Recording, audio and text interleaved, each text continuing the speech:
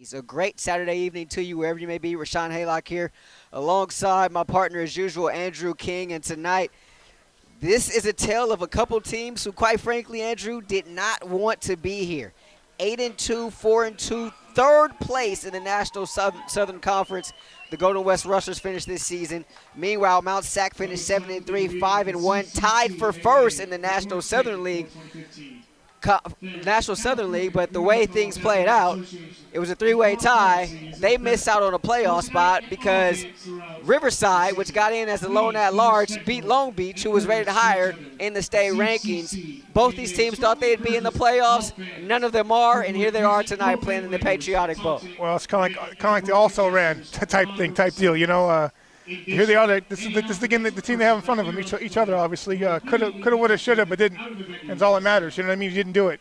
You know, for us, Golden West, we knew we had to win. We always want to beat OCC, of course, 2 weeks ago. And last week, we wanted to beat Saddleback. Didn't happen either way. All we had to do was beat Saddleback. We 1-1 in that, but beat Saddleback and we're in the playoffs. Didn't happen. So, you know, like I said, could have, would have, should have, Rahshaun. For the Rustlers, Nick Stenard is expected to make his second straight start. Partner at Saddleback last week, he showed a resiliency and a fearlessness. What do you expect to see from him tonight? I just want to see him more consistent because to me, this game, they want to win this game. Coach Mitchell wants to win this game, obviously, but to me, this is going to set the tone for next season. I know it's so far away, but it's all you have to grasp for straws, basically, right? So you want to look at something positive. Well, you want to win. You want to go out winning. You want to break this two-game losing streak, and you want to go out a winner. And you want to have Stenard play a really good game and pick up the win. So it's the Rustlers and the Mounties in the final game of the 2015 season. It is a postseason game, so both these teams can be happy about that. As we get ready for kickoff, Mount SAC won the toss and is elected to receive. Humberto Maciel will put it on the tee at the 35-yard line to kick it left to right. Back to receive deep is Aaron Vons. I was told they didn't want to kick it to him at all. They don't. An up man gets to it, and he's pushed out of bounds immediately. That was Edgar Segura getting it for Mount SAC. And enter quarterback Anthony Bruton, 6'4", 205 freshman out of Atlanta, Georgia, completing nearly 52% of his passes, 1,191 yards, 8 touchdowns, 5 interceptions, but he's dangerous with his legs, 478 rush yards, and 4 touchdowns on the ground for Bruton. He has a big, beefy offensive line in front of him. We'll tell you about them in a second. They start with 2 wide receivers. The first play is a handoff. Coming off to the near side and breaking the tackle is the tailback as he's pushed out of bounds near the 45-yard line. That's Aaron Vons, a sophomore out of Charter Oak. That offensive line, Timothy Ahi, Jordan Becker, Frank Vieira, Matthew Pinnell, and Joe Kupchikavicius. The tailback, Aaron Vons, but a lot of people will carry the ball tonight. On the outside, Blake Fisher, Isaiah Manley, and Cameron Akins. Here's Bruton once again. He gives it to Vons, and Vons stutter steps in the backfield. He falls after a pickup of no gain. Brings up a second down. Estelle Washington on that stop there. Getting penetration on the line for Golden West. They go hurry up and they give it to Vons one more time. He gets across midfield ahead to the Golden West 48-yard line. It's going to bring up a third down in about 5. This is something that Golden West isn't quite used to. I mean, this fast, well, it was fast. Now it's slowing down a little bit, but how fast they were going pretty fast. Now it's slowing down a little bit. The Mounties are. Bruton takes the snap out of the gun, looks in the flat, has Vons. Vons catches it at midfield, breaks the tackle, sidearms another guy, still stays on his feet, turning for extra yards ahead to the 41-yard line, and enough for a first down. That was the first pass of the night for Bruton. Yeah, and that could be considered a pass, but also considered a long run, basically. It's enough for a first down as the Mounties continue to move the sticks. A long run handoff, I mean. And that's basically all it is on the outside. A long handoff is you see the the ball carrier, Bruton. He keeps it. Once again, he gets it ahead to the 40-yard line. Thank you, partner. You articulate what I was trying to do twice. Thank you. Hey, that's what I'm here for. Not sure what I did, but hey, you just know as we head into the offseason, and I got your back, buddy. As we approach 13 minutes to play here first quarter, Bruton takes the snap, delivers far side. Pass is going to be caught out there at the 35-yard line. Making the catch was Brian Reed. Reed gets it ahead to the 35, a pickup of about 6, and is going to bring up a third down. So Bruton has completed his first 2 passes, 3rd and 5. Bruton takes the snap, delivers over the middle, and it's dropped. He had a man wide open. That was Isaiah Manley. It goes in and out of his hands and falls to the turf. Check that. That was Tony Ingram, the kid out of Carson, California. He drops it, brings up a 4th down. Maybe that guy should be on defense. Only kidding. You might be right. And false start. There might have been a snap infraction there. Yeah. False start on the center of all players. False start. Snap infraction, center. 5-yard penalty, remains 4th down. So that's the first penalty of the game. It comes with 12:29 left in this first quarter, and that makes it an even longer 4th down for the Mounties.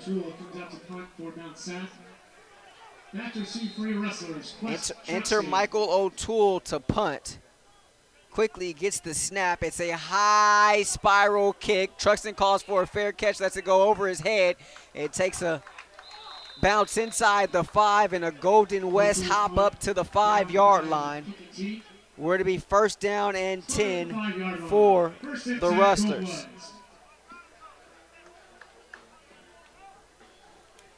This is a Rustler offense that last week was able to find its stride in the second half after a slow start.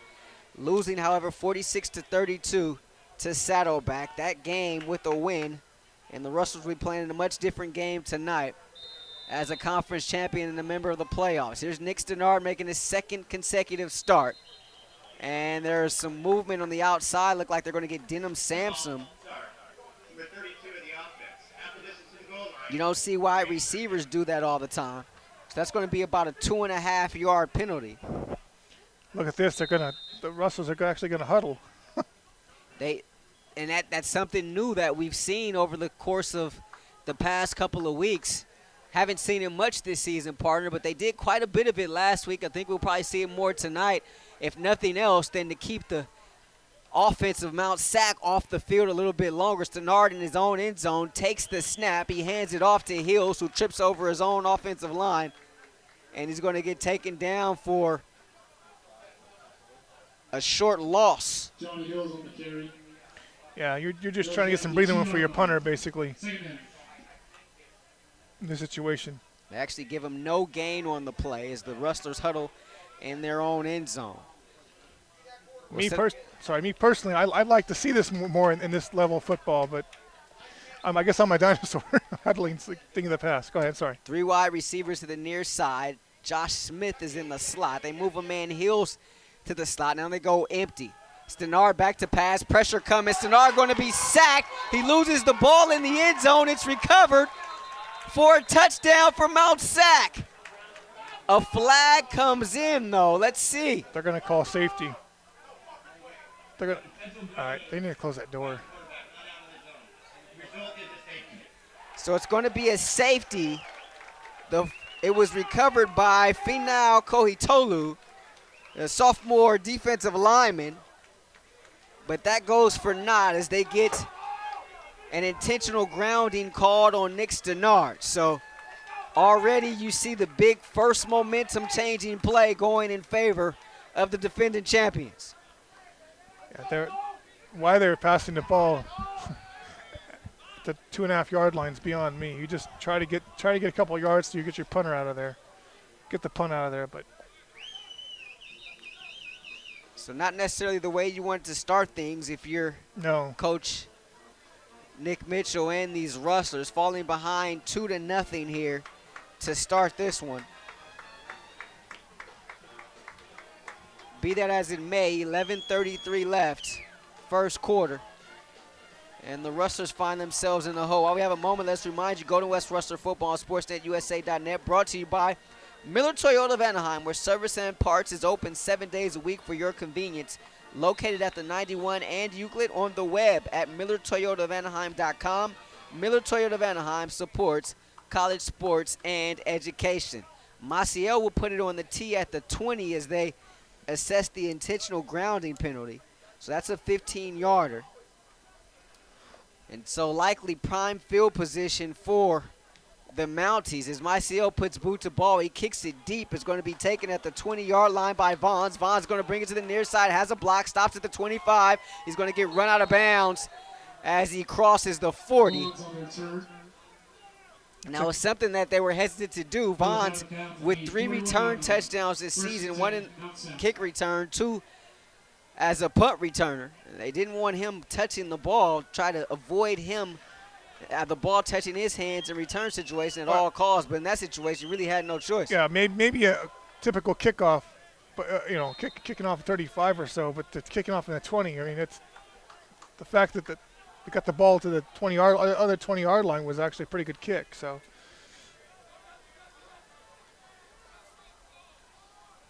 Bruton in there with Vaughns, 2 receivers to the far side.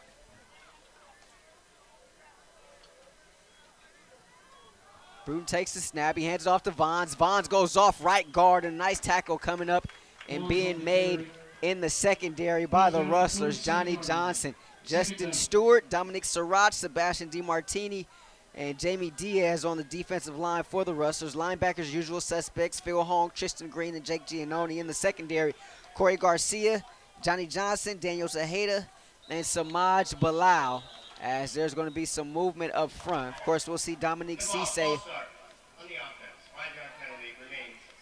We'll see Dominique Cisse a ton as well in the secondary, along with a host of others. False start against.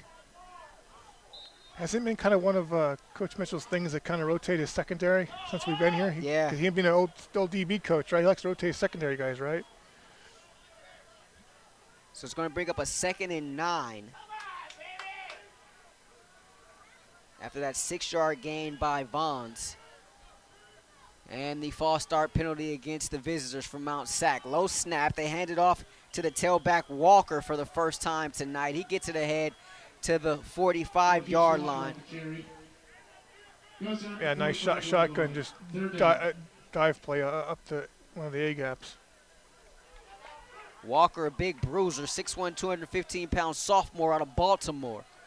As we approach 10 to play, Mounties with the ball in a 2-point lead as they send a man in motion. That's Manley to the near side. Bruton back to pass. Pressure coming. Now he's going to take it and run. This is when he's dangerous. Picks up a block at midfield at the 45. Run out of bounds at the 40-yard line of Golden West. A pickup of 15 on the run, and that's something that the Rustlers wanted to try to avoid. Instead, it's a first down inside Golden West territory, and they're trying to hurry up. You almost got to do like a sugar rush. Have 1 or 2 of your defensive linemen, Rahshaun, kind of rush up the ball, get 2 or 3 steps, and then kind of drop back a little bit and kind of watch the quarterback. It's almost like a spy, but you can put your hands up, knock the ball down coming out. Bruton, low snap, delivers it far side, and that falls incomplete. He was licking on that far sideline for Brian Reed. Looks like a offside.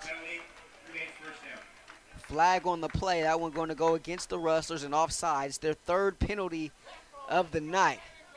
We have 9:48 to play here, first quarter. You think Coach Robinson, Coach Mitchell would learn? They've had a couple of mobile quarterbacks kind of beat them last couple of weeks, right? You think they kind of have a game plan for that?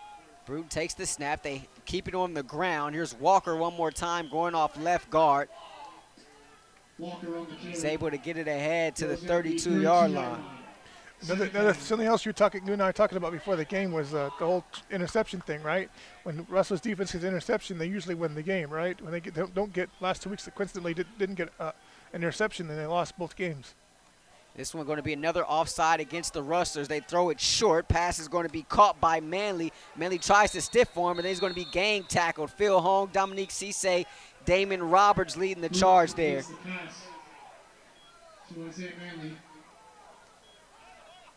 I guess the defensive lineman got back. They're letting it go. First and 10, Mount Sac. Get him ahead to the 29-yard line, so you pick up 6 there. And that's going to be enough for a first down. Because sometimes what happens on those, Rahshaun, is the defense will think they're offsides and they'll stop playing. And the play didn't stop. Unless you play to the whistle. It's Bruton with Vons in motion. They give it to him on an end around. Vons has a crease at the 25-yard line. He keeps it outside the hash marks. Ahead to the 22. Picks up 7. But you see the many different ways that they use Vons already. And it's going to be tough here for this Rustler defense to find number 1. Where is he? They'll line him up at running back. They'll line him up at receiver. There he goes, line up at receiver, but he gets the carry on the end around.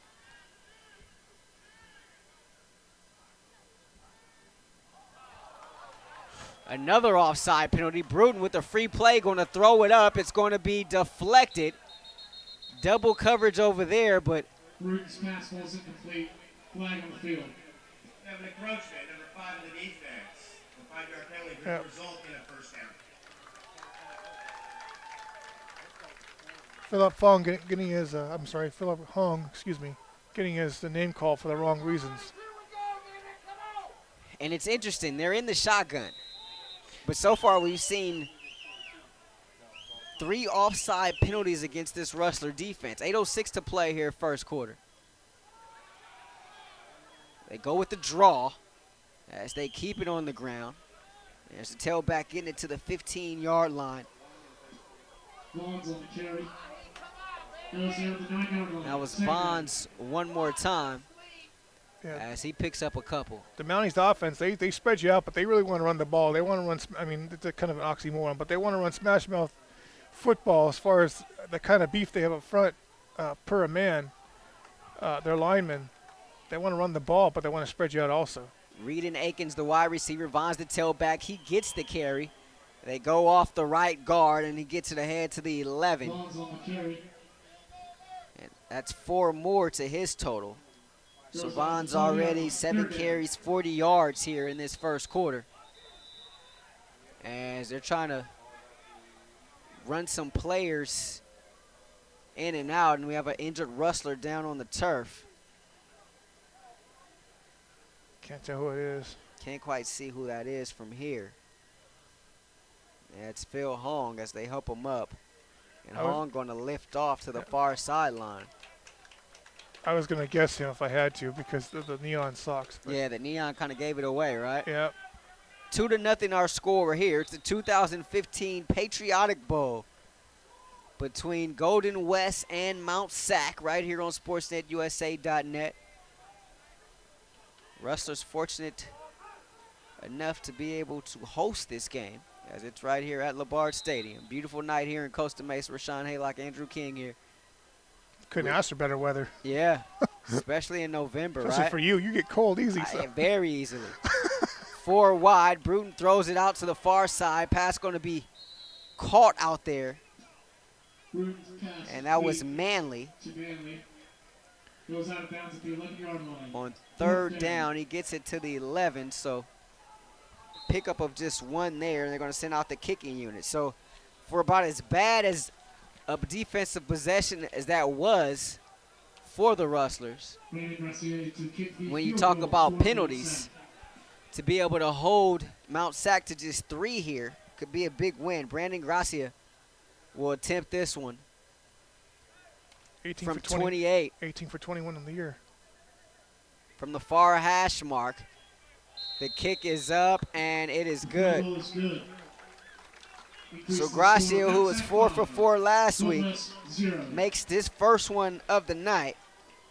Make that now 19 for 22 on the season for him. He has a leg, so this short kick, a chip shot to him. His longest on the season was 49. He could probably kick him for further than that. Got ourselves a bit of a baseball score here, perhaps 5-0. 6:32 left, first quarter. It's the 2015 Patriotic Bowl right here on SportsNetUSA.net. Yeah. And you got to consider that a win if you're this Golden West defense. Only give up 3. Absolutely. you just hope that their power hitters are 3, 4, and 5. To go along your baseball analogy, you hope the 3, 4, and 5 hitters are coming up. So. Certainly. Gracia to put it on the tee at the 35-yard line. Mount SAC will be kicking it off right to left here. To be Truxton and Veazey back to return it. Veazey will run under it and catch it at the 9-yard line. Veazey brings it up the field. He's going to be tripped at the 20, stays on his feet before being tackled from behind at the 27-yard line, but there is a flag on the play. The 27-yard line, there's a flag on the play. The offers continue to pile in for Jordan Veazey. Received one from University of Texas San Antonio this week. We got Flippin, number 85 on the return team. Out the distance to the goal line, first down. Robert Torres, the guilty culprit, a clipping penalty. I hope. I know I don't want to be Debbie Downer, but I'm really hoping we're not in for a laundry fest today. You know what I mean, partner? Yeah, I mean, already 5 penalties against the Rustlers, Yeah. 2 Yeah. against Mount SAC. I'm no mathematician, but I believe that's 7. And a little less than 9 minutes here. So it already has been one. You can only hope that Well, it slows down a bit here. Heels to the right of Stenard. Stenard takes the snap, trying to deliver it far side, incomplete. Going up top, trying to make that catch was Sansom.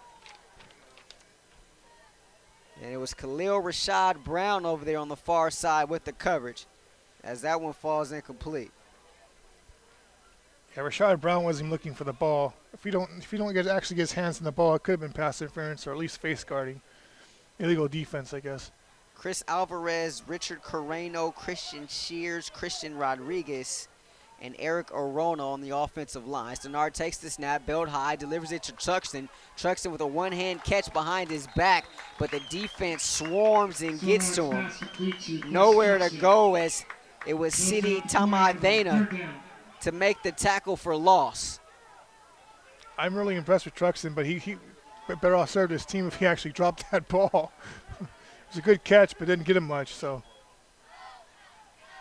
A loss of 9 there on the play. Let's see if Coach Mitchell actually understands you run the ball out of the end zone. This far backed up anyway. So 3rd and 16 from the 3. Stenard once again standing in his own end zone. 6 on the play clock. They put a man in motion. That's Truxton. Stenard takes the snap. Pressure coming. Delivers it. They try to set up a screen for Smith.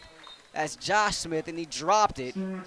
So that falls incomplete. There's question whether Smith would play tonight. Didn't really practice much this week as he was slowed by an ankle injury.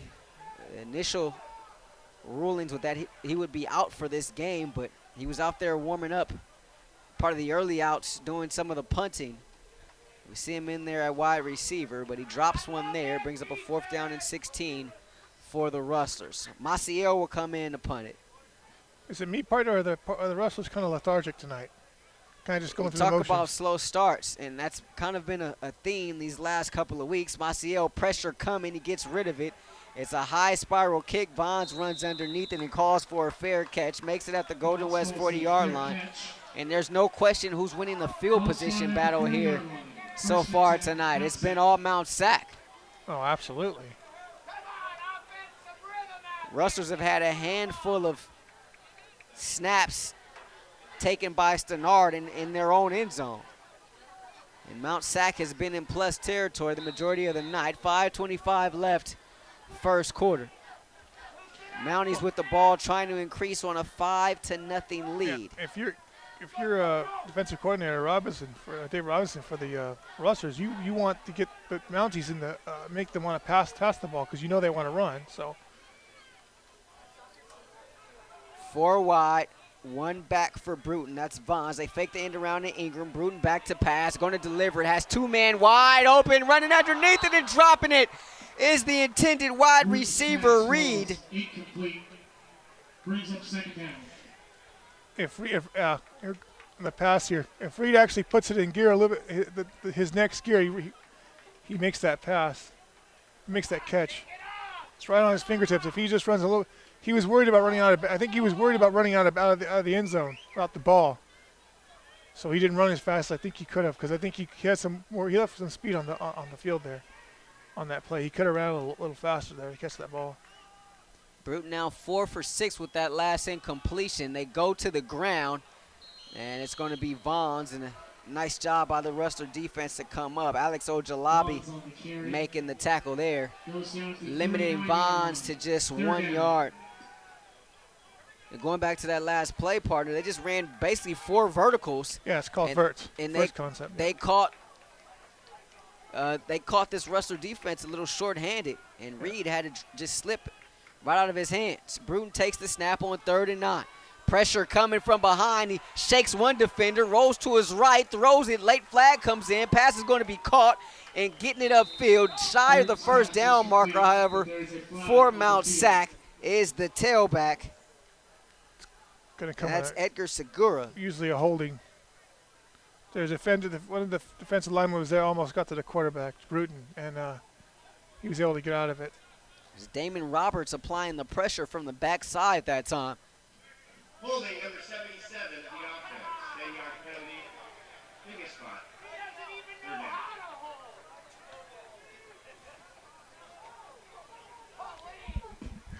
The crowd, little chirping from the crowd.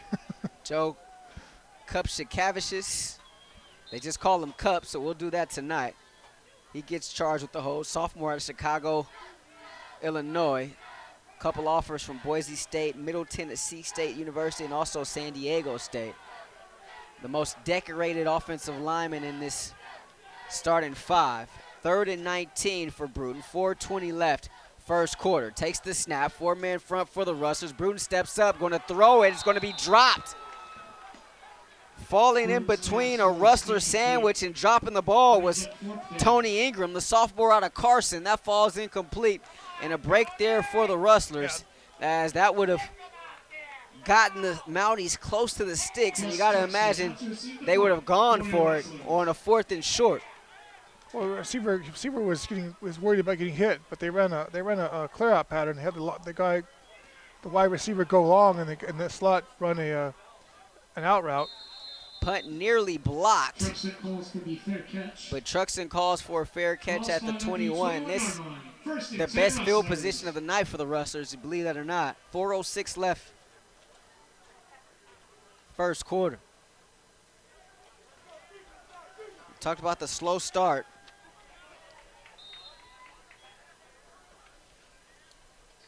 That's the concept they're running. They're running receiver on the outside runs straight up the basic go route, and the slot receiver runs basically like a 10-yard or 15-yard post. I mean, out route. So they run double stacks to the near side. Pressure coming. They throw it quickly out to Truxton, but getting his big paw on it. Defensive lineman. That was a fumble. That was behind the line of scrimmage. That was a fumble. That was Norman Moy getting his hand on it. That was a fumble. Of course, Johnny Hill's the tailback, VZ, Truxton, Sansom, the wide receivers. Defensively for the Mounties, Finau Kohitolu, Ananu Poleo, Selosi Latu, Norman Moy on that defensive front 4. So they run the double stacks to the near side once again. One receiver to the far side. Stenard throws it out near side. Truxton tries to make one man miss, but he can't shake the grasp of Rashad Brown, the freshman cornerback out of Narbonne, who comes up and makes the tackle. So it's going to be another loss there. So Rustlers unable to throw the ball for positive yardage here in this first quarter. Couple of twins, and they're good ones in the linebacking core. Sully and City Tamaivena. Nicholas Lewis, the other linebacker. In the secondary, you heard from Rashad Brown. He's at one corner. Andre Brown, the other corner. And the safeties, Derek Norman and Joseph Bryant. 3rd and 15 from the 16 for Stenard. After that loss of 5, throws it to Sansom, who drops it. As that ball thrown a little bit behind him. And not the start that you want to have if you're the Rustlers. 3 passes, all incomplete. Last week, Vance couldn't hit the side of a diesel truck trailer, tractor trailer. And this week, the receivers can't catch. See, I don't want to say this, but it seems like now that they can't catch a cold in a phone booth right now. So you got to credit this Mount SAC defense. They're flying around. Very fast defensive unit out there. Oh yes, the front seven's very good. Maciel to punt. This is a high spiral kick. Vaughn's going to run underneath it and make a fair catch.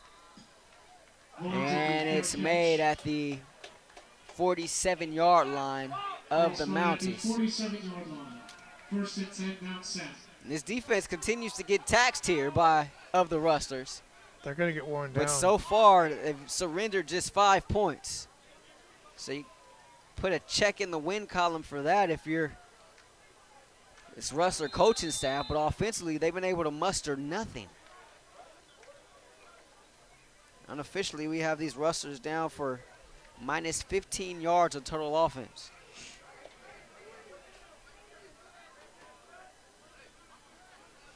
You're supposed to play your best football at the end of the season, not your worst.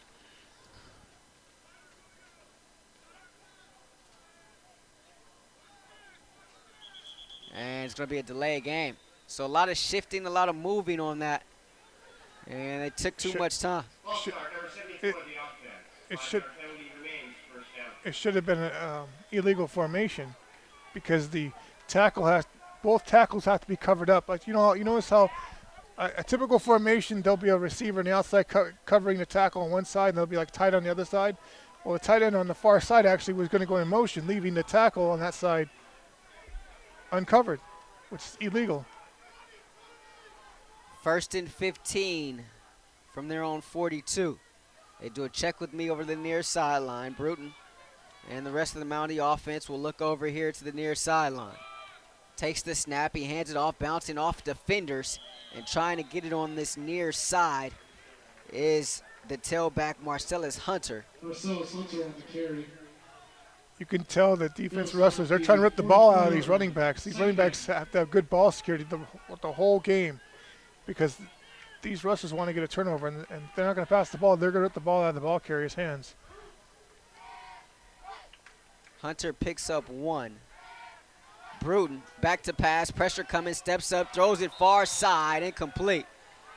As that one a little bit too tall for the intended wide receiver, Jamal Cooper. Brings up a 3rd down and 14. A goal coming into this game tonight was to make this Mount SAC offense throw the ball. Yep. So far, we've seen Bruton throw it a little bit and been a little off target tonight. 4 of 8, so he's completing right around 50%, which is right around his average on the season.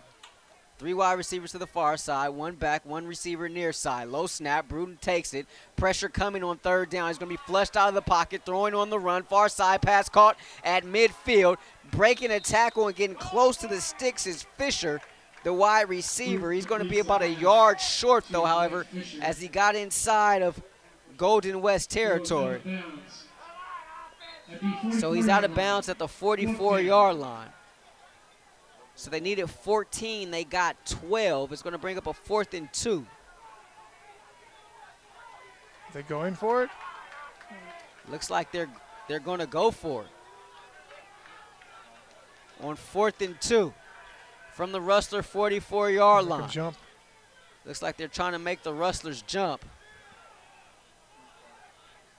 And it's McConico in there at quarterback. He backs up. It's going to be a little pooch punt, but a shank perhaps. It is a shank, but he actually gets a nice roll inside the 30 and goes out of bounds at the 19-yard line. So that one appeared to be disastrous off the foot of McConico, the backup quarterback out of Crenshaw.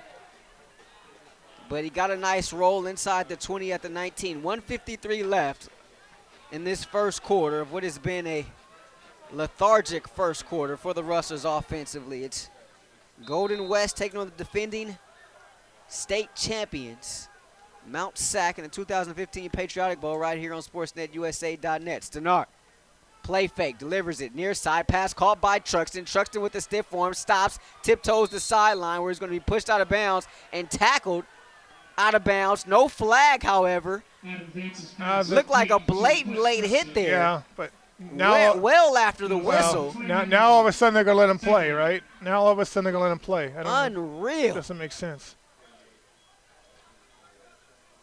And that the first positive play for the Rustlers tonight. It comes with the 1:22 left in this first quarter. 2nd down and 1 after the 9-yard reception by Truxton. Pressure coming. Vance is in there at quarterback now. Going to stop, pop, looking down the middle of the field for Sansom. Incomplete. Vance's pass falls incomplete. Third down.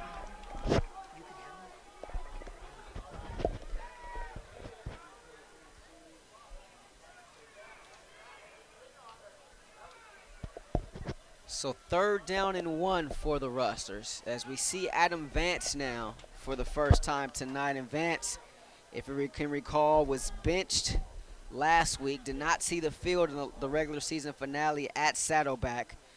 The #1 passer in the Southern League, 2,105 yards entering tonight, 16 touchdowns, 7 interceptions, complete nearly 6% of his passes. They give it to Truxton here on the end around. Truxton with the block. He's able to get enough for a first down across the 30, ahead to the 31-yard line. And a pickup of 2 on the run there by Truxton. So the first down of the night for the Rustlers. And no one happier about that than the defense. And maybe Vance, who feels like he's perhaps provided somewhat of a spark for this offense. A little vindication maybe? Not seeing the field for nearly 5 quarters. Vance out of the gun, has one back, that's Hills. Fakes the handoff, pressure coming, delivers near side to Truxton, makes the first man miss as he does time after time. Gets it ahead to the 40-yard line, shy of the first down marker, but another positive gain for these Rustlers as it's another 9-yard pickup. Vance 2 for 2 for 18 yards. And for Truxton, that's his 4th catch of the night. The lone Rustler to make a reception. As Vance looks over to the sideline, the Rustlers are going to walk off. It looks like that's going to be the last play of the first quarter. So after 1, Mount SAC 5, Golden West nothing. As you're listening to the 2015 Patriotic Bowl right here on SportsNetUSA.net. Rahshaun Haylock alongside my partner as usual, Andrew King, back in the saddle off the injured list to wrap up the 2015 season. Well, Ed Ford manning the controls, and very, very slow start. But a little bit of a spark offensively to end that quarter, Andrew. Well, I think Vance trying to get some vindication there, Rahshaun. I think he, like you said, being out for not being able to play for, or not in the lineup for 5 quarters will humble any player. And I think he wants to prove to Coach. I think Coach Mitchell was maybe trying to send a message to him. We're not going to throw you out there because you're all we got. We will put other people out there, So you need to bring it, So maybe that'll light a little fire under his rear end a little bit, and maybe I'm not saying he's going to be lights out, but let's see what the guy can do. Well, without question, it has been a very successful season for Vance, minus the OCC game. He has had his miscues here and there, but let's not forget this is a team that started the season 8-0, and a huge part of that was the play of Adam Vance. Yes. Defense to help, but yes, on offense, yes, he had a lot to do with it. Yes, he's no Chris D'Entremont. Let's make no mistake about that. But he was a little better than serviceable as Mount SAC shows pressure. They try the handoff to Hills, and that play goes for naught on a 2nd and 1. Hills is going to get stopped for a 3-yard loss. I would take for granted a lot of these offenses are not the most complicated in the world. I'm not calling these players not smart, but you'd hope that Vance would have something to check out of when it's obvious run play. You're obviously going to run the ball, and it's obviously they're blitzing. You want to be able to check out of that or do something different with that. So, actually mark him down a loss of 4. 3rd and 5 now for Vance and the Rustler offense. Going right to left here. Vance stops, throws a quick slant pass. Is going to be caught. VZ far side. He was dragging Rahshaun Brown with him all the way up to the 45-yard line of Mount Sac. And Mount Sac ran the same exact blitz again on the back side of the play, or on the to the quarterback's left-hand side. A stunt blitz from the left-hand side, and the Russell's offensive line picked it up pretty well, and he was looking right the whole way Vance was. So third straight completion for Vance to start this game. 1st and 10 from the 45. Throws a fade up the far sideline. That one going to be incomplete. You see look like the referee threw his hat. Yeah, so even if he catches the ball, you can't go out of bounds and be the first one to touch the ball when you don't immediately try to get back in. So 13:47 left. Russell's down by 5-0 in the Patriotic Bowl. 2nd and 10. 2nd and 10, Rustlers from the Mount Sac 45-yard line. Play fake, delivers near side. Pass is going to be caught in the slot at the 40-yard line. And making the catch there was Crane. Brady Crane, the freshman out of Seattle, Washington. Pick up a 5 there on the play. Yeah, Derek Norman for the defense, making that tackle on him.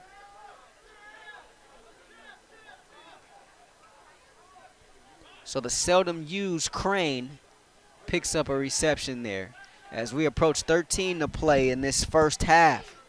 5-0 Mount Sac with the lead here, this 2015 Patriotic Bowl. Vance play fake. Pressure coming in his face. He steps up, throws it, hit as he threw it off the arms of a diving Sansom, or Magdad Hills, who tried to come back and make the catch. Nice job of Vance to avoid the pressure, but just couldn't get enough on that one. Well, he didn't have his legs underneath him. And credit Hills trying to. 27 of the defense on the eligible receiver. 10-yard penalty, automatic. So take away the incompletion. It's going to be a holding penalty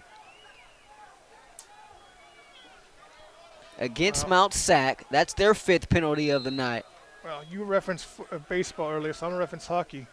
Vance is earning some playing time by having things happen like this for him. He's earning some more playing time. Yeah. Little TOI is what they call it, time on ice. Yeah, hey, I've been doing my research. Well, I remember you had touched the Stanley Cup, so I didn't. So that's that I did. Fortunate, couple times. Vance in the slot looking for Truxton. He overshoots him. But you can see this Mount Sac defense, they're pretty much coming on every single play. They're able to get pressure as that one falls incomplete. But they also want the Rustlers to have to pass the ball because they know that's kind of their weakness. They see it as more of their weakness than their strength. 12:53 to play. 2nd down and 10. Second quarter action here. But you know what that means? That means potentially means a lot of incomplete passes, which means a lot of clock stoppages. Yeah, we could be here till Sunday. They put Hills in the slot near side. Vance gives it to him on an end around, and Hills going to be stopped for a huge loss. As getting off the edge was the defensive end, Fee Kohi Tolu, for the loss. That's going to be a loss of 6 there for Hills. You got to make sure you make your cut block. You're the right tackle on that. On a situation like that, though, where you see the end crashing, if you're Vance, do you just keep that yourself? But the blocking scheme, if the play says you give it to the guy, then you let the guy. You would think a skill position player can outdo a defensive lineman, right? I mean, typically, right? He can make a shit. You got to make one guy move, miss, right? So 3rd and 16, single high safety. Vance with time, throws it over the middle, incomplete. Rahshaun Brown on the coverage. The intended receiver was Jordan Veazey, but there is a flag on the play. This our 11th accepted penalty of the night, perhaps. Man. We have a personal foul, number 27 of the defense, hands to the face. 15-yard penalty. Wow. There's your time on ice, Andrew King. 6th penalty against Mount Sac. And a couple of big ones have done this Rustler offense Couple of huge solids. No more hockey talk, all right? That was a bad reference, okay? Just forget the hockey talk. No more? I was starting to like it. No, it's I was okay. getting into it. It's all right. Let's not go there I was no more. channeling my inner Doc Emmerich. 1st and 10. 21-yard line of Mount Sac. Vance with one back. 3 wide receivers. Takes the snap, belt high, delivers near side. Diving catch by Truxton at the 10-yard line. It's complete for 11 and a first down for the Rustlers. Well, Truxton lines up in the slot. Truxton lines up in the slot and runs a 10-yard out route. Vance puts it on him. Well, kind of, sort of puts it on him, makes a catch, and rolls for a first down. Vance now 5 of 7 for 53 yards since coming off the bench late in that first quarter. Remember, he was benched, did not see the field at all last week in the regular season finale at Saddleback. Here he is trying to lead this Rustler offense to its first score of the night. Empty set. Vance stops, pressure coming, escapes one man, throwing on the run. A little dump pass to Hills, caught, end zone.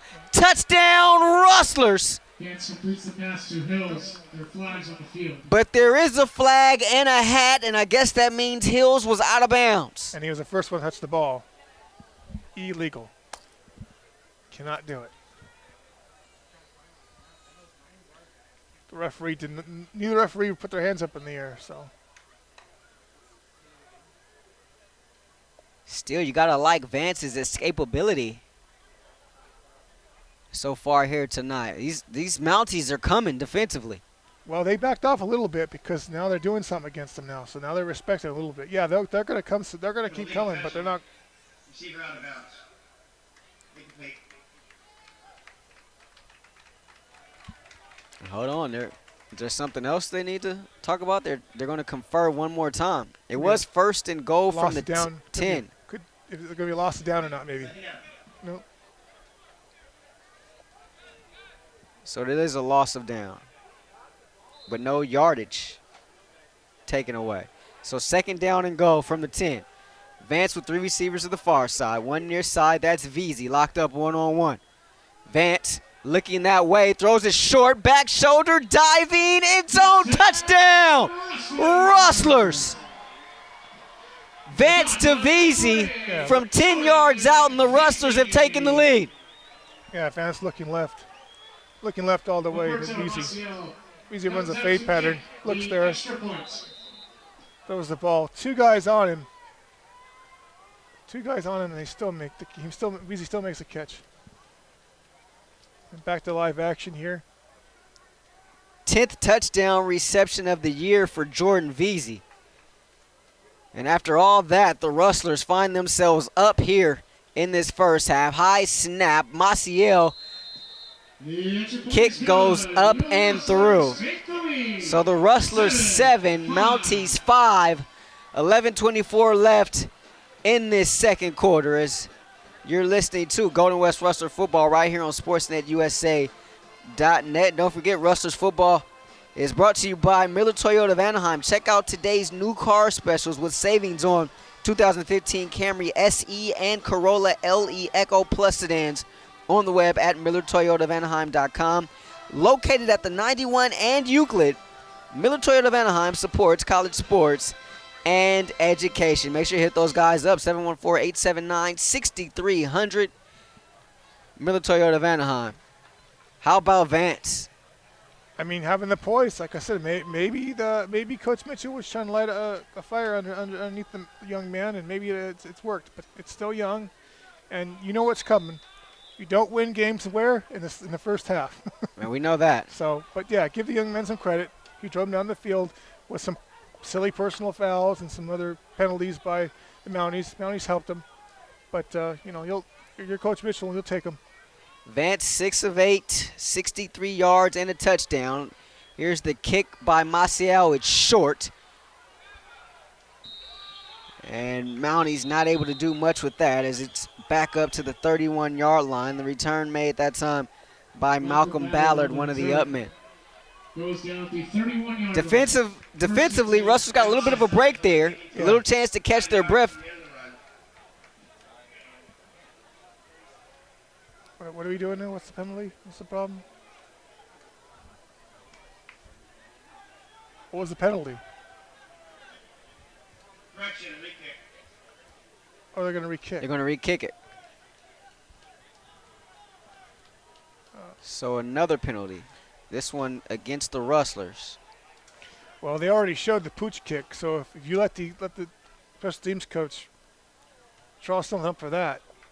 So, Coach Mitchell, you might want to squib it here. I mean, because now they know what to expect, and they're back further.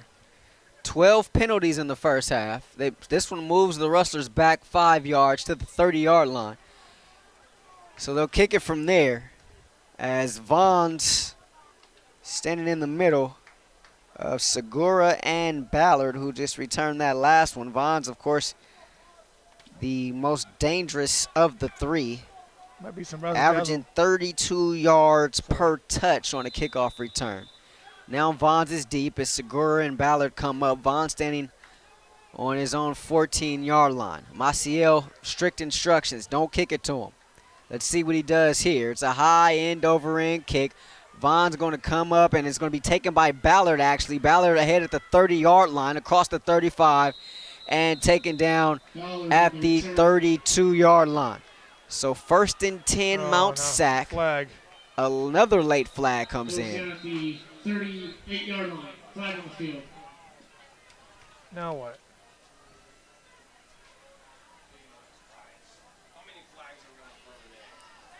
I don't know what's going to happen here. We're taking it back? What are we doing here? Another re-kick, perhaps? I don't think so. I think this was I at hope the not. end of the play. Hopefully it's dead ball so we can get on to the first down, second down, and on with the game. Personal foul, number 38 of the returning team. 15 yards from the end of the run. And another flag comes on the far sideline. Coach Mitchell just got flagged. Yeah, And he's not happy. Yeah, someone's got to get him And off someone has to come out there Yeah. and grab Coach Mitchell, and it's going to be Coach Steele. there. Yeah. We have a sideline warning. Great. Eddie Steele, the strength and conditioning What is coach, going comes on out here? there to push Coach Mitchell back, and then another one comes from the far sideline. So there was one sideline warning, This is getting ridiculous. and now another one. Let the young men play, man. We have a dead ball, unsportsmanlike, on the head coach of Black. 15 yards. Unbelievable. Let the young men play. Man.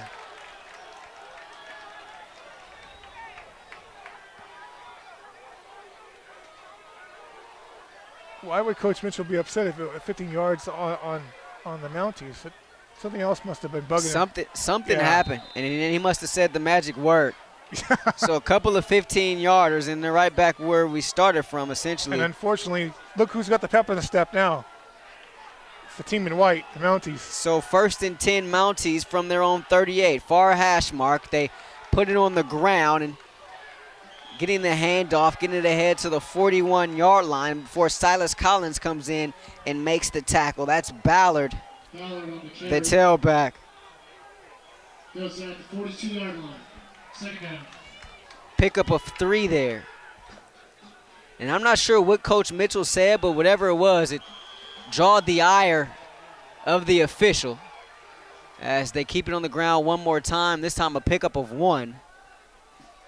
Ballard on the carry. Ballard one more Goes at time. the 42-yard line. Third down.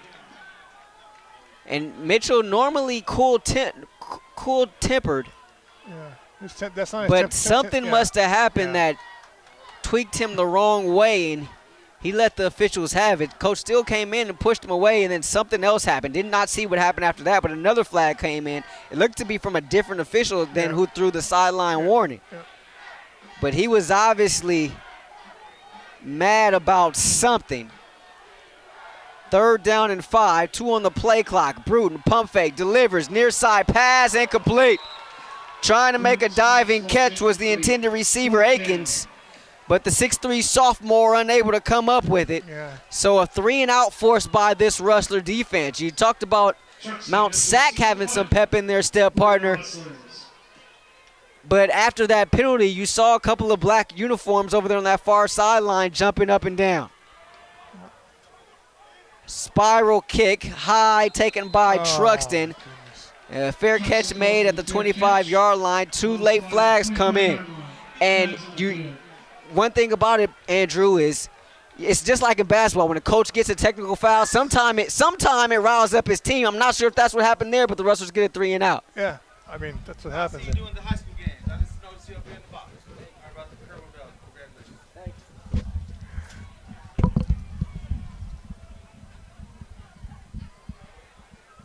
See, I got to be president of your fan club. You know, you got to nominate me president of your fan club here. So. Are you serious?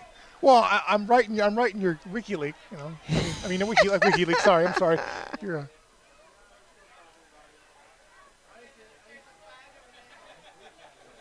Yeah, not WikiLeaks. You're Wikipedia. Excuse me, Wikipedia.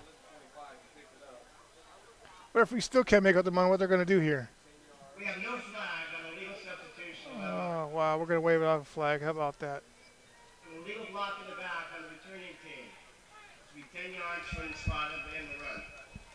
We have a dead ball, sideline warning, 5-yard assessment against Black. A second one against Black. Wow. Yeah, This is unreal. I'm going to say it one more time. Let the young men play ball.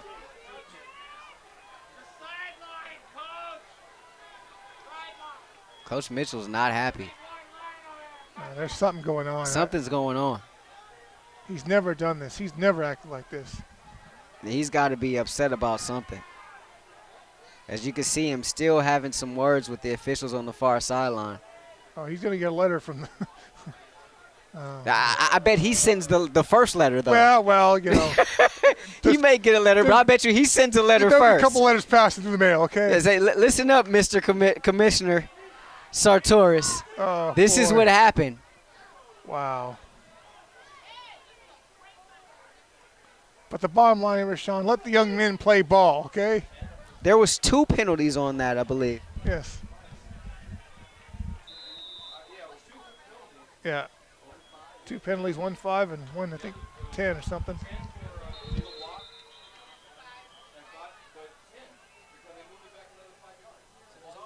Yeah.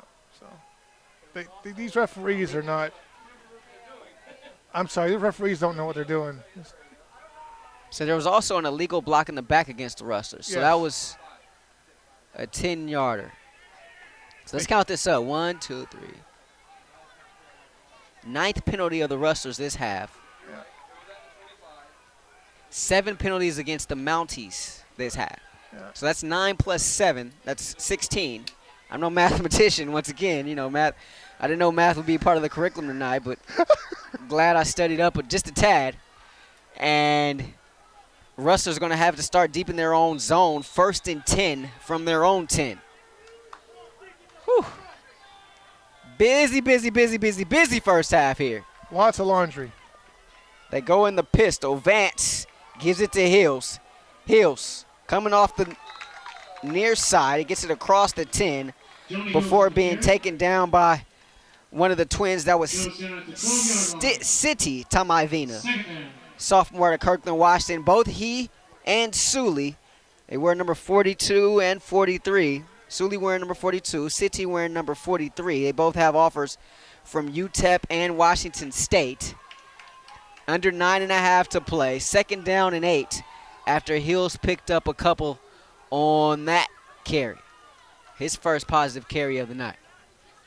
They go out of the gun now. Play fake, pressure come in, and Vance going to be stripped. Ball's on the turf. Looked like the Rustlers recovered it. But I'm not sure if his arm wasn't going forward. Well, if we get a replay, we can see it, but I think his arm was going forward. Yeah, that's the right call. That was the right call there. Right, it appeared that his arm was going forward, right? Yeah. Under 9 to play. So it'll be a 3rd down and 8 Rustlers from their own 12. No need to reference a tuck rule. Yeah, I don't want to talk about that. You don't want to talk about it. They actually took it out of the books finally. Anyway, all right, anyway, back to the game. Vance with 3 wide receivers. He has one back to his right. Throws a slant to VZ. VZ with a nice strong catch. Taken down by Rahshaun Brown. Looks like he may be short of the sticks, however, though. First down mark was at the 20. He got it ahead to the 18. So it'll be about 2 yards shy after the pickup of 6. And Maciel will come in to punt. I know they're probably not going to do it here, but I'll mention it anyway. Coach Mitchell normally calls one a year a fake punt. Obviously not here, but I'm still hoping that he continues and calls at least one fake punt every year that we've been calling games. Yeah, have we seen one this No, year? I don't think we we've have seen not. one this No, year. No, we have not. Maciel, high spiral kick, sends Vons running near side, backpedaling, falling, and hit as he makes the catch. Samaj Bilal, the cornerback, playing special teams. This is Samaj Bilal coming down, beating his gunner, or playing gunner. As the returner's Vaughn's trying to catch the ball, turns back and could have been the helmet contact there. Could have been called. They didn't call it though. Could have been. Amazing. It was tough. He was already falling backwards. Yeah, was but Vons he there. led with the crown of his head though. He was looking at the ground as he wasn't looking up. Well, maybe they owed us one. Wow. Okay. Us meaning all the people here watching this game because there've been 80 flags this first half. Here's the first play. It's a pass from Bruton to the far side. It's going to be caught. And that is Ingram in the slot. Yeah. It's going to be enough for a first down ahead to the 48-yard line. Brings up a first down and 10. They hand it off. Here's Vons with a lot of room. He stops, starts again across midfield. And he gets it up to the 47-yard line. Pick up a 5 there for Vons. Vons has got some moves on him, doesn't he? Yeah, he's got some shakes. Yeah, when you can start and stop like that, that's pretty good.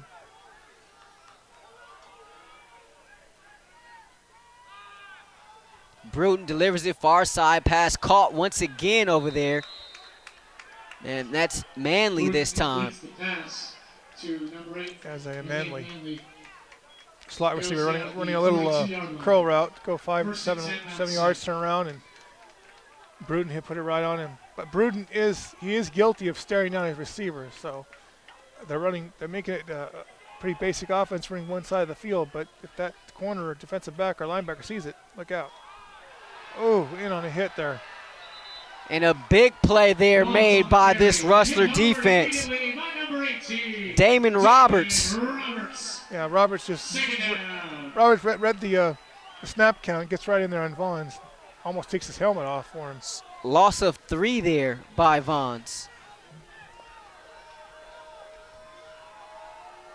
So 2nd and 12. Bruton delivers far side on a fade, has a man caught far sideline, end zone, touchdown Mounties. Flag on the field. There's a flag, could be There coming is back. a flag on the play, Could be however. coming back here, folks. Is Brian Reed, if it stands, will have a 44-yard touchdown reception. And the coachman, number 44, the defense. Oh, wow. Touchdown. And it stands.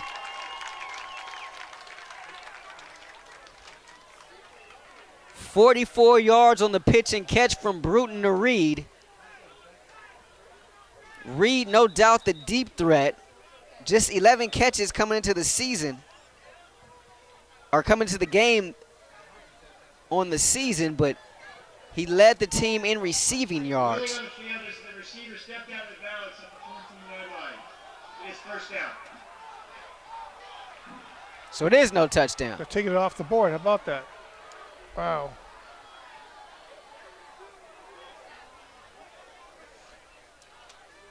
You know what, Rahshaun, we've had some pretty good referee crews here, but tonight they've left something to be desired here. I know it's kind of taboo to talk about them, but I don't think they're up to snuff for us, especially for a bowl game. You think it's supposed to be an all-star crew, but hey, I'm just being honest. I'm not trying to be impolite, but I'm just being honest with you. You bring up a valid point about the all-star crew. That is for sure. All-star something.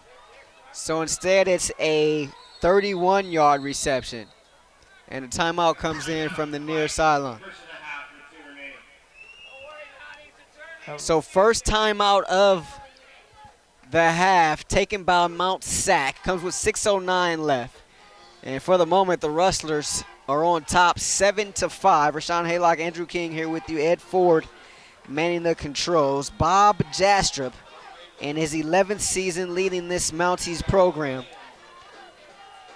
He's had some pretty good coaching influences in his day. Jimmy Johnson, Butch Davis, to name a couple. Said he keeps in touch with probably Butch Davis perhaps the most. Camera person. Van Voog providing all the pictures for you. I didn't mean to throw off the rhythm. Tonight. I just want to give credit where credit's due. She's bringing us her pictures. Sorry about Absolutely. that. Absolutely. Most important person Yeah, here, right? sorry about that, partner. I was just trying to want to spread the love here. No, it's all good. So you were saying that your coach talks to Yeah, he and Butch Davis, the former head coach at Miami, they keep in contact, but it says, well, everybody's engaged in their seasons. Kind of hard to keep tabs on what everybody's doing. Here's Bruton under center. They hand it off. Here's Vons. He stutter steps in between defenders, and then he's picked up and pile drive backwards by this Rustler defense. Alex Ojalabi and Tristan Green get there. Vons upset because he feels like that play went on a little bit longer than it should have. Well, he's got a legitimate gripe. that was a makeup call from over here when they didn't give it to the Rustlers either for Truxton. So They give him forward progress. That's a pickup of 2. 2nd down and 8 from the 11 of the Rustlers. Bruton with one back. He's going to keep it himself. Tries to go off left guard. He stutter steps at the line of scrimmage before plowing forward for a couple. Picks up 3 on the carry, and it's going to bring up a 3rd down as we approach 5 to play. ball security is going to be really important this part of the field here, because you know the Rustlers, all they want to do is rip the ball out or get an INT, but they really want to rip the ball out here because the Mounties like to run the ball, prefer to run the ball more than like to pass. So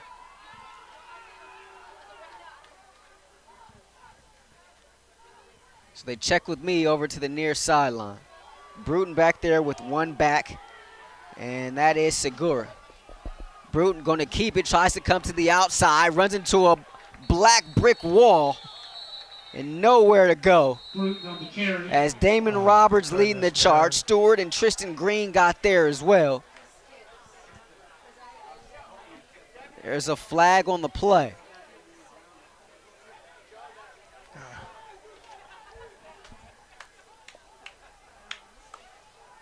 Let these young men play, man.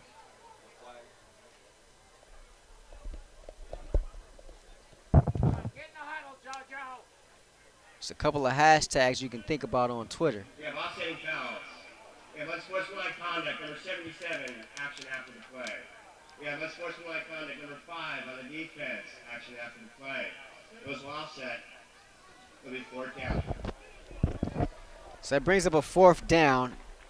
Cup, the right tackle for Mount SAC. We've heard his name a couple of times tonight. And Phil Hong charged with a couple of unsportsmanlikes, offsetting penalties after the play. So that enter Gracia to attempt his 2nd field goal of the night. This one going to be from 25 off the near hash mark.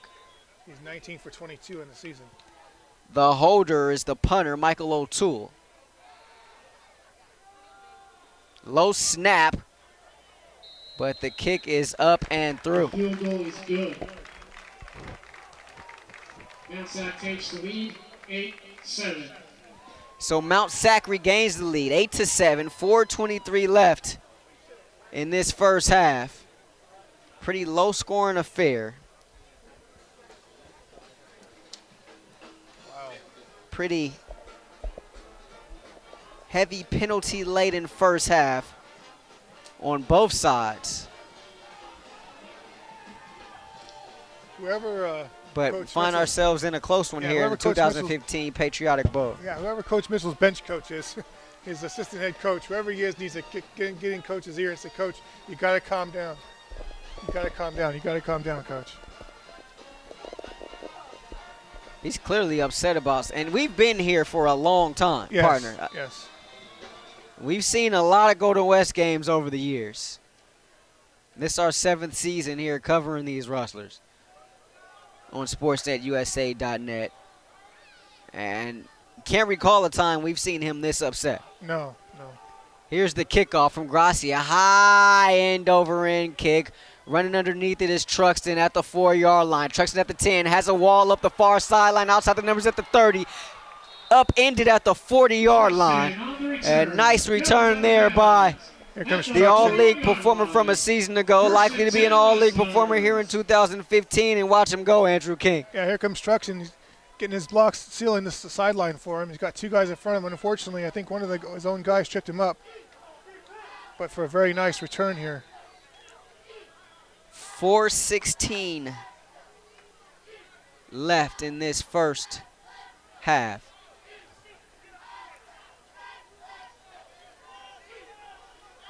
Vance still in there at quarterback. If you're just joining us, he did not get the start tonight. Actually, check that. It looks like Stenard back in there. No, that's Vance. Pressure coming. He tries to escape. He loses the ball. It's on the turf. And trying to pick it up is the Mount SAC defense. It is picked up. Oh, wow.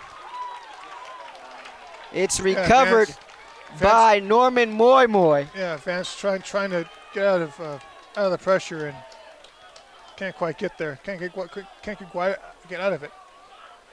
Moy upset with himself because he tried to scoop that one and take it the distance. Instead, it'll be a first down for the Mounties at the Rustler 28-yard line. The proper technique when you see a fumble is to dive on the ball on your side, because you dive with your belly first, it's going to pop loose. So you got to kind of dive on it sideways.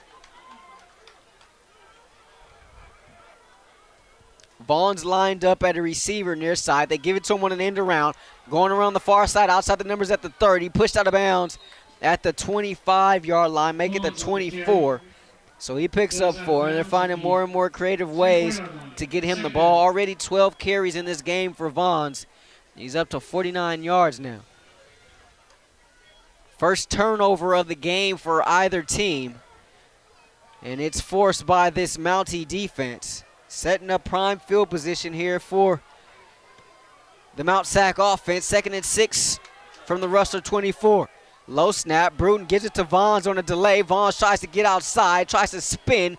Can't get around the defender on the outside. That's the cornerback, Corey Garcia, out there on that far sideline, but there is a flag on the play. Holding number 55 on the offense. 10-yard penalty, previous spot. Second down. I think maybe Coach Mitchell would want to decline that penalty, make it 3rd down, but perhaps not. Check that. That was Demarie Joyce on the stop, and this is a young man that this coaching staff is excited about.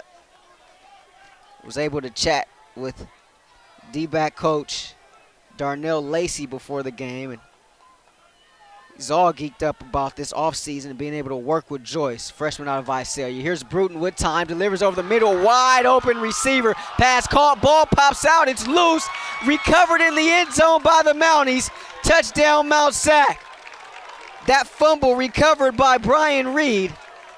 The fortuitous bound, it is a touchdown for the Mounties. That's a back hit, hits him, fumbles the ball forward. Another Mountie. Go ahead and got that ball in the end zone. Result touchdown for the Mounties. The original pass was caught by the freshman tight end, Jordan Pape, out of nearby Ladera Ranch.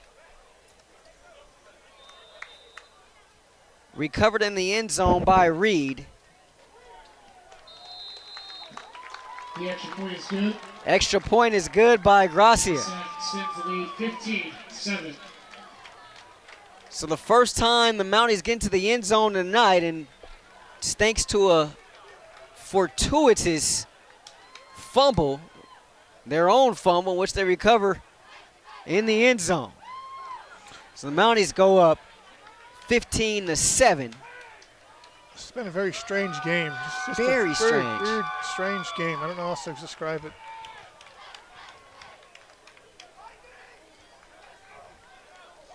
Still 3.5 to play in this first half. And that touchdown was set up by the Vance fumble, recovered by the Mount SAC defense. And you wonder, A, will Vance return this next possession? And B, if so, where is he mentally? Is he shaking it all because of the turnover? That's not his fault. His job is to throw the ball. His job is not to protect himself. Play offensive line. It's a low kick. Going to be taken on a bounce.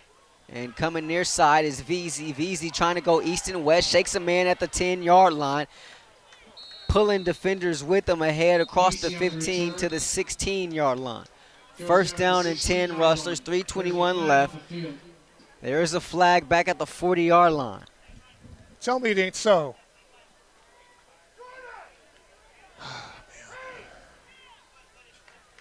We have holding number 85 of the return team.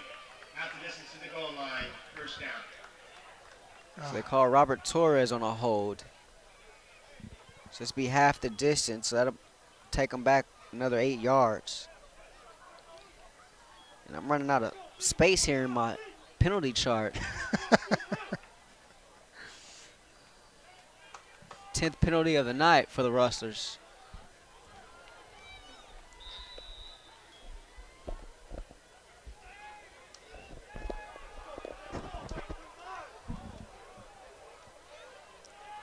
Vance indeed returns at quarterback. He has Hills to his left.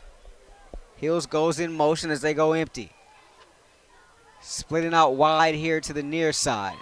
Low snap, pass thrown over the middle. VZ breaks a tackle as he catches it on a slant. Spins at the 20 and taken down at the 24-yard line. Stop made by City Tamaivina. 3-yard line.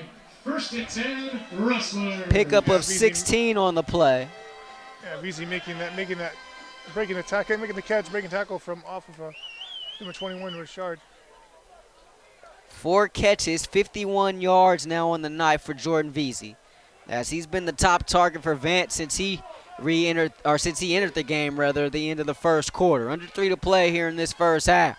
First and 10 Rustlers from their own 24. Vance takes the snap, stops, pops far side. Josh Smith with the catch. Josh Smith running, injured ankle and all, ahead to the 35-yard line and beyond. Enough for a first down. First and 10, Rustlers. But another flag. There is a flag on the field. It'd be a pickup of 14 if it stands. Dead ball. Unsportsmanlike conduct number 9, taunting after the play. 15-yard penalty. First down. The number 9 for the Rustlers is Ajon Wiley. He plays defense. This has to be against Mount SAC. That's going to go against the safety, Joe Bryant, sophomore out of St. Louis High School in Hawaii. Yeah. So you add 15 to that.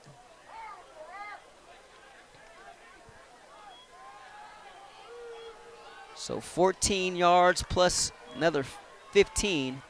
It's a pickup of 29, and they're in plus territory now are the Rustlers. 4 wide, 1 back for Vance. Takes the snap, belt high.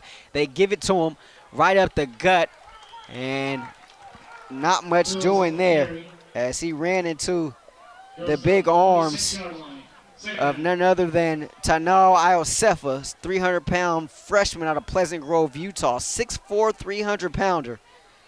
Take a look at this defensive line. 6'2", 260, 5'11", 290, 6'2", 280, 6'2", 260, and then you got Iosefa, the backup, 6'4", 300. Hills picked up just 1 there. Second down and 9. Under 2 to play here, second quarter. Vance pump, looking far side, trying to make the adjustment and not able to come back. Is VZ on the far sideline, but there's going to be a flag for pass interference. Yeah, that's triple coverage over there. On the play here, Vance gets hit. Number 38 for the Edgar Serga. Number 36 of the defense. It was Andre Brown. Andre Brown, excuse me. Andre Brown, the sophomore out of Compton. Yeah. Casey Gale, sophomore out of Columbus, Ohio, was there also. Wonder how he's feeling today.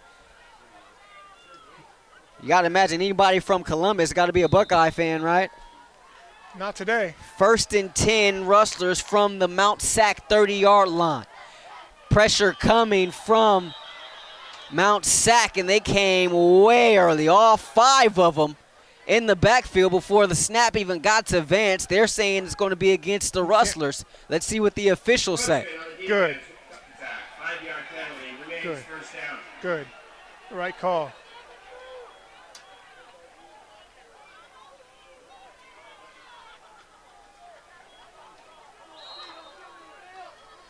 Partner, do refs get jitters during the games? Not sure, but that's the 11 accepted penalty against Mount Sac. I don't 1st know. and 5. Rustlers from the 25. 4 wide to each side. Hills in the backfield for Vance. Pressure coming. Delivers it quickly. Far side. Pass caught. What a great catch as that ball was thrown behind him.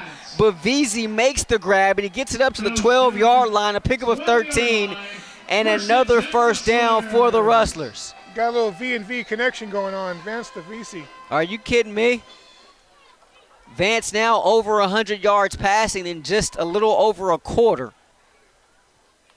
If Coach Mitchell knew that huddling would help him settle down, he would have done it the last couple weeks. Vance 10 of 13 for 112 yards. And there's going to be a timeout taken. Timeout on defense. That's their second and a half with 1 remaining. Timeout taken by Mount Sac. Their second charge timeout. They'll have 1 remaining. Rustlers knocking on the door here. Ball on the Mount Sac 12-yard line. They have it first down and 10. So the good news, they don't need a touchdown for a first down. 1:21 left. Don't want to get too far ahead of ourselves, partner, but how many times have we talked about this throughout the course of this Rustler season?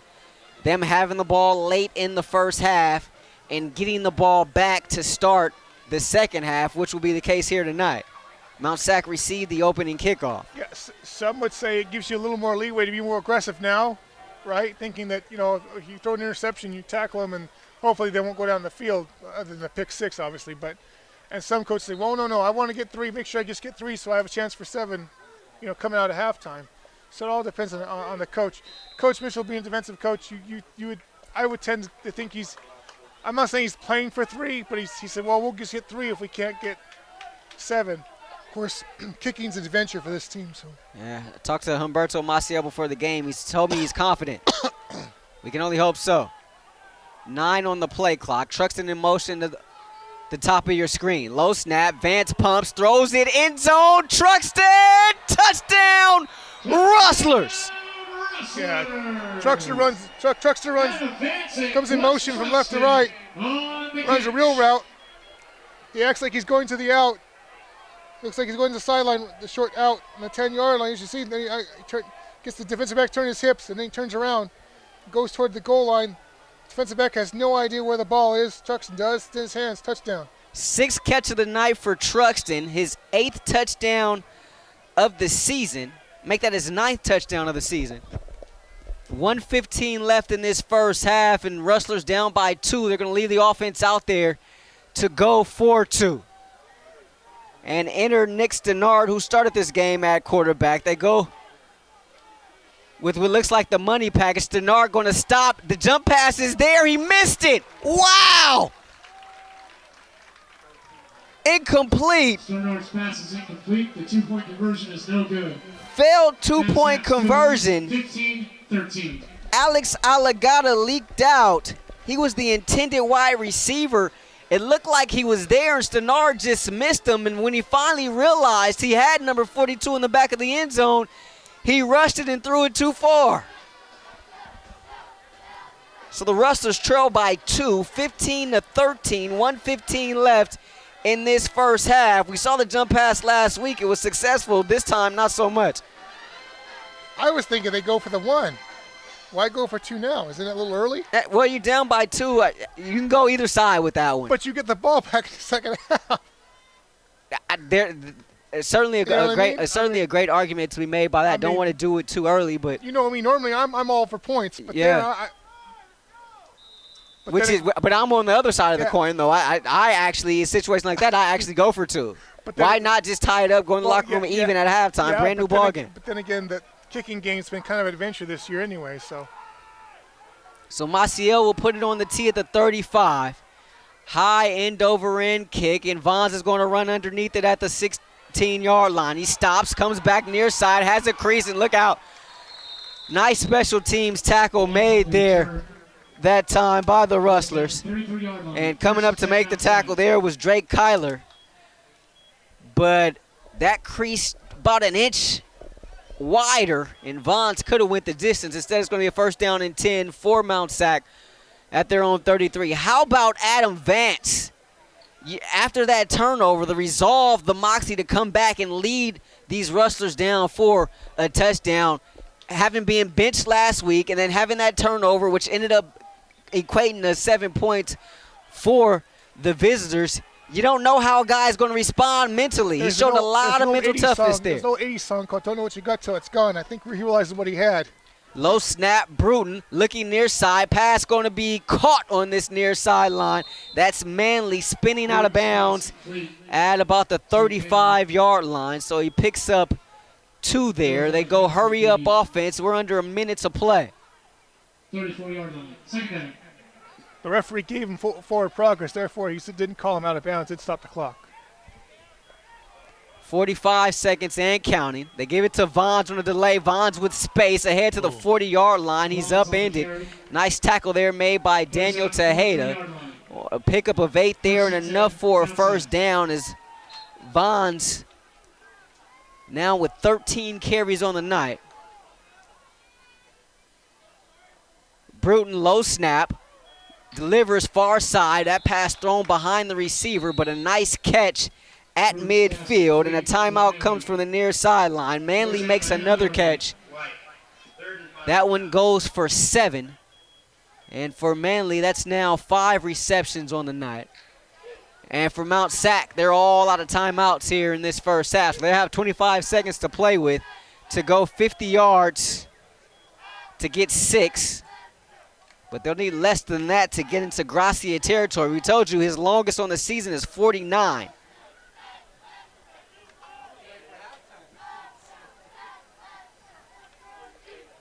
So if they're going to get into Gracia territory, you figure they need about another 20 yards or so, 20, if that. You know, I think they go, what they do, I think they try to get a pass interference call. I know it's not spot foul like at other places, but it's 15 yards. It's 15 yards closer. Coming up at the half, I'll be joined by Chris Sylvester and Dan Godino. Talk a little high school football as we reach the semifinals around the CIF Southern section. That coming up on the other side of the break. Still 25 seconds left in this one. Bruton looking deep downfield. Pass caught. 5-yard line. Who else but the deep threat, Brian Reed, the sophomore out of Texarkana, Texas. Looks deep to his left. No help over the top from the safety. 40. Had to come back for the ball. That's one reason why it wasn't touchdown. Bruton spikes the ball in the play. Second down. So they spike it on first down. 15 seconds left. It was a pickup of 45 from Bruton to Reed. Reed, we told you, was the deep threat on this team. Leads this team in receiving yards despite having far fewer receptions than Fisher or Manley. The leading receivers coming in to the game for the Mounties. 2nd and goal from the 5. Bruton with one back. They send the tight end in motion. Pate, Bruton going to roll near side. Stops, throws it back. End zone, touchdown, Isaiah Manley. That's what you didn't want to happen if you're Coach Mitchell.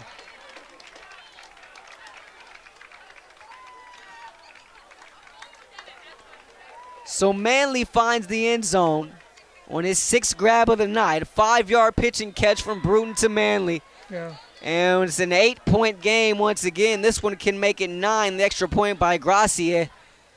And a 2-possession game. The extra point is up and through. The extra point is good.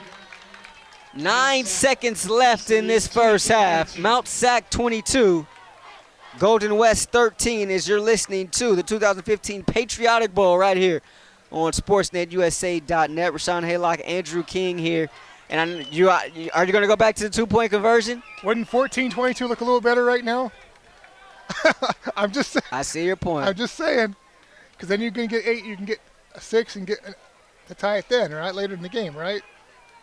Now it's a two-possession game, or however you slice it, it's a two-possession game. And like I mentioned earlier, you can argue both sides of that coin. I, for one, agreed with the call to go for 2 and just tie it up and hopefully go into the end zone, go in the locker room all knotted up, brand new game. But of course, you give this up, and then you can make the argument that by going for 2 and the defense getting the stop, that creates a little bit more momentum for Mount SAC going forward, and thus you get the touchdown. Yeah. You can argue either side of the equation. A lot of what ifs. Fact of the matter is, Russell's trailing by 9 here. It's going to be a squib kick, and Truxton going to take it on a hop at the 15. Truxton coming near side. Truxton looking for a crease, breaks one tackle, goes back to the far side. He's going to be tackled at the 20-yard line. Actually, they give him forward progress ahead to the 22. 1 second left. Do you take a knee here? Or do you heave it deep? We'll soon find out. Don't forget, coming up at the half, lots of action around the Pac-5 as well as the rest of the CIF Southern section last night as quarterfinal round wrapped up. We'll break some of that down with Chris Sylvester, who's actually upstairs calling this game for Mount SAC right here on SportsNetUSA.net. He'll come down. He'll be joined by Dan Godino as Vance takes a knee. So that's how the Rustlers will end the first half, and they'll go into the locker room trailing by 9. So after the end of one half, one long penalty-ridden half on both sides, it's Mount SAC 22, Golden West 13. Halftime here at LeBard Stadium on the campus of Orange Coast College. It's the 2015 Patriotic Bowl. And you're listening to Golden West Rustler football right here on SportsNetUSA.net. Mount SAC on top, 22-13. Rejoined now by my partner, as usual, Andrew King. And partner, you had a chance to survey some of the halftime stats. What sticks out to you? It's like what Chris said, penalties. I mean, cut down the penalties and some of the turnovers, actually all the turnovers. And turnovers meaning the catch and fumble forward for an unfortunate catch and fumble forward touchdown for the Mounties as well as part of turnovers, although that wasn't didn't turn the ball to the opposite team anyway. But yeah, I think that I just think that the Rustlers kind of come out kind of flat. I don't know what else to call it. And then Coach Mitchell just went off. I have no idea what that was about.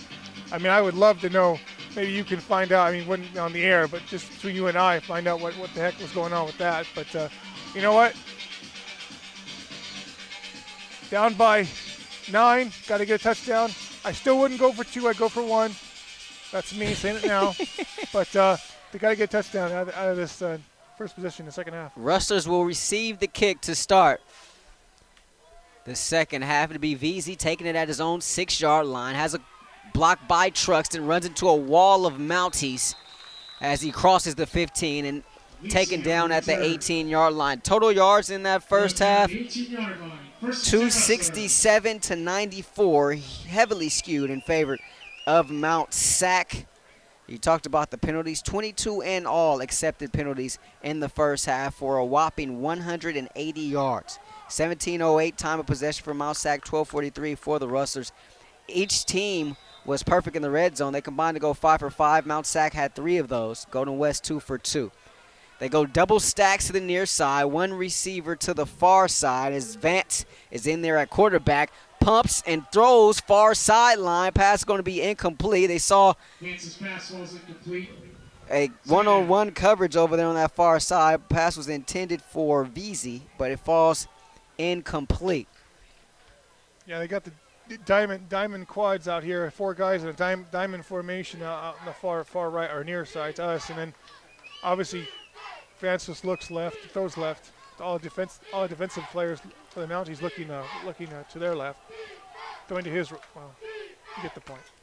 A first half that featured a safety within the first 30 seconds of the game and 22 penalties. Vance, pressure coming, hit as he throws, looking for trucks and incomplete. Pressure came off the backside there that time by one of the twins, and that was Suli Tamaivena. As we mentioned, he and his twin brother, Sidivini, are 2/3 of the linebacking core for these Mounties. They both hold offers from UTEP and Wazoo, wearing uniform number 42 and 43. City, a little bit bigger. He stands at 6'2", 230. Suli 6'2", 225. 3rd and 10 Rustlers at their own 18-yard line. And there's going to be some movement up front, so it didn't take long for us to see our first flag of the second half. About 14 seconds. The Rustlers should be drawn off, but let's see. They were drawn off by the defense encroaching.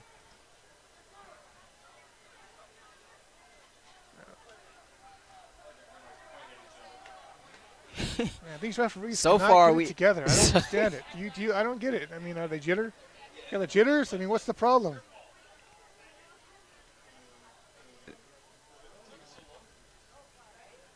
What is there to haggle about? Either one team did it, the other team did it. Exactly. False start, number 48. Oh man. 5-yard penalty, 3rd down. So we got that sorted out. False start to be 12th penalty against the Rustlers tonight. 14 seconds left. Our 14 seconds gone by here in this second half. Truxton in the slot near side. They put Hills in motion to the top of your screen. They go empty set. Vance takes the snap.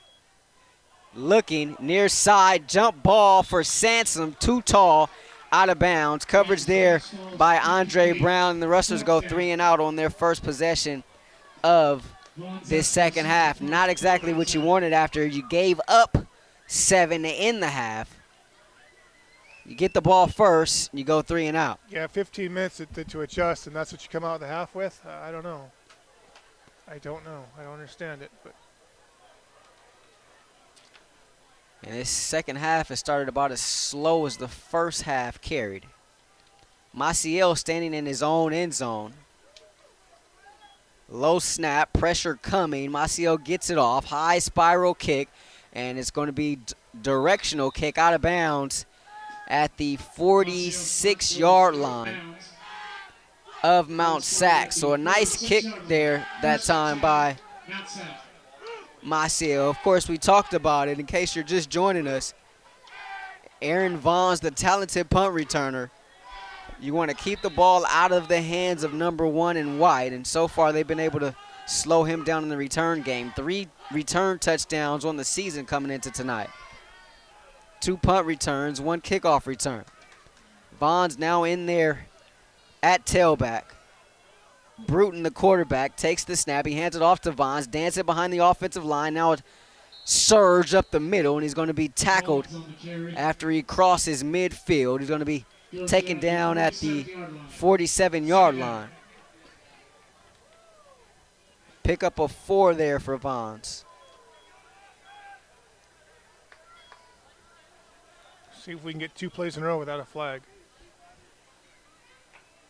Vaughn's 13 carries, 57 yards in that first half. They set up a screen. Vaughn's going up to make the catch, comes down with it, going east and west, breaks 1 tackle. He's going to be hit from behind by Giannoni after a first down, however, as he gets it up to the 36-yard line. A pickup of 11 there. You know I love draws and screens. That was an excellent call there. Halfback slip screen to the left. Vaughn's turns in a 2-yard gain into a first down. Just the second catch of the night for Vaughn's. He's one of the leading receivers on this team out of the backfield. They hand it off to the big fella, Walker. Walker bouncing off defenders, brings it to the outside of the hash marks, and he's going to be taken down at the make that the 24-yard line, a pickup of 12 there. And look at the big fella rumble off of defenders, Andrew King. Yeah, the Russell's not making tackles and making leg trying to get him up high, not going low. And obviously it takes 3 rushes to knock him down. They go with the design draw now for the quarterback. Bruton gets to the second level in a hurry before being tackled around the legs at the 15-yard line. Pickup of 9 there by the quarterback out of Atlanta. Brings up a 2nd down and 1. Make it a short 2, and there's going to be a false start. Looks like against the Mounties. That'll be a short 7. Well, I mean, instead of a long 7, short 7, right? That would be correct. Correctamundo. I was going to say I like the pace that the Mounties come out of the second half with. I like it, but now they're kind of stalling a little bit here.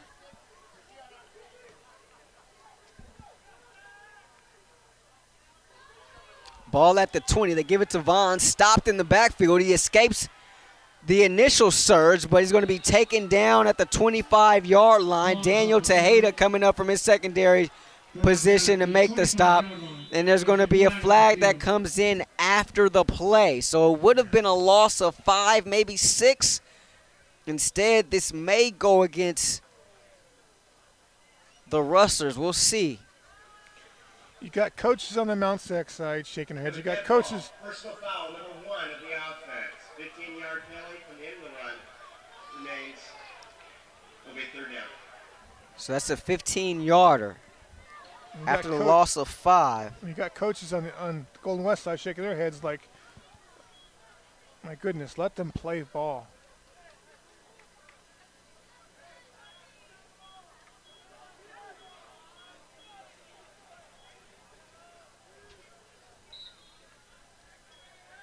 Under 12.5 to play, third quarters. 3rd down and 22 now for the Mounties. From the Rustler 40-yard line.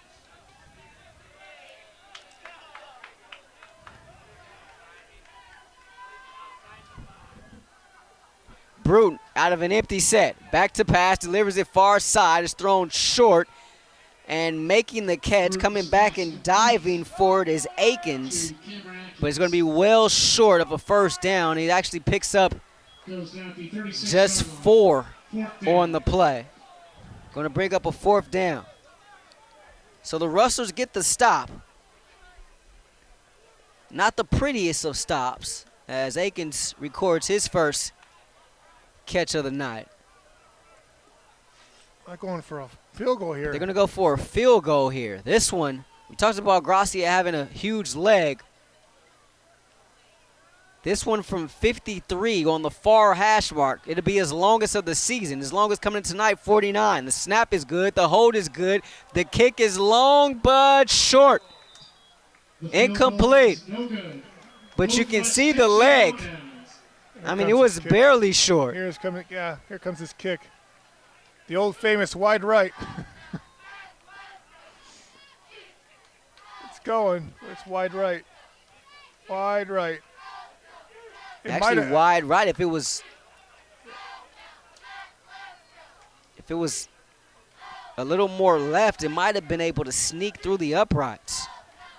So that's just the 4th miss on the season for Gracia. So Intervance and this Rustler offense for the 2nd time this half. First play of the drive is a handoff for 2.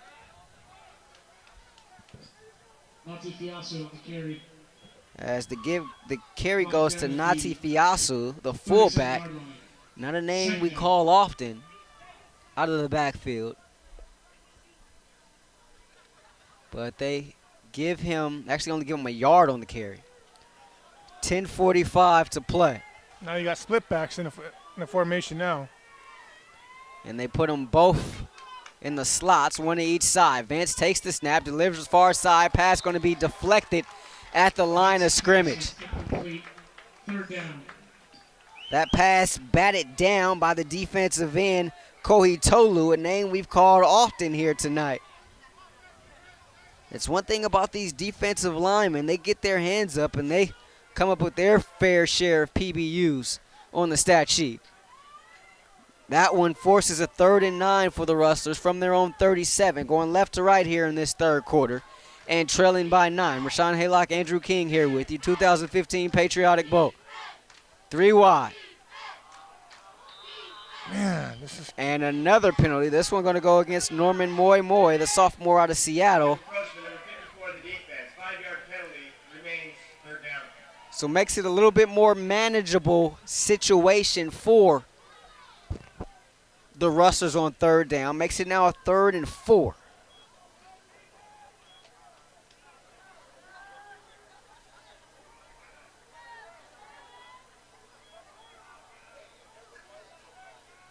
This doesn't make, I don't know, I've never seen a game this bad. I mean, on this level of football, I've never seen it. Have you ever seen a game like this? I can't think of one. Empty set for Vance. 3 on the play clock. Snaps it quickly. Pressure coming. Throws it off his back foot to Truxton. He makes the catch, falling out of bounds. And he's going to be shy of the 1st down marker. They needed 5, or they needed 4. And he got about 2. Okay. Yeah, see? Crowd's on. The crowd beat me to it. I think we might see our fake.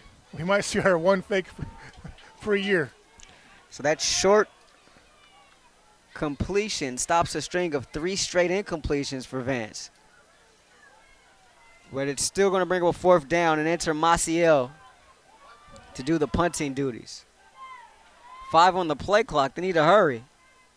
Here's the snap, rugby-style kick. Maciel gets rid of it. He's tackled as he kicks it. A flag's going to come in late as that kick goes out of bounds. There's another flag that comes in after the play. The argument is, was he a runner or not? That's the argument. Was he a runner? How do we know he's kicking the ball? How do we know that?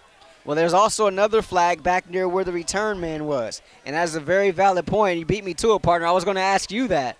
Anytime there's a rugby-style kick, you run that risk. How do you know if he's a runner or not? It's like quarterback option. How does a defender know whether he has the ball or not? What's the tackle that got the ball? I thought he had the ball. Now, some of that's kind of, you can be cheap shots, but still. Oh, they'll probably have a 5-minute sidebar to figure this out. So that's a very good point that you bring up.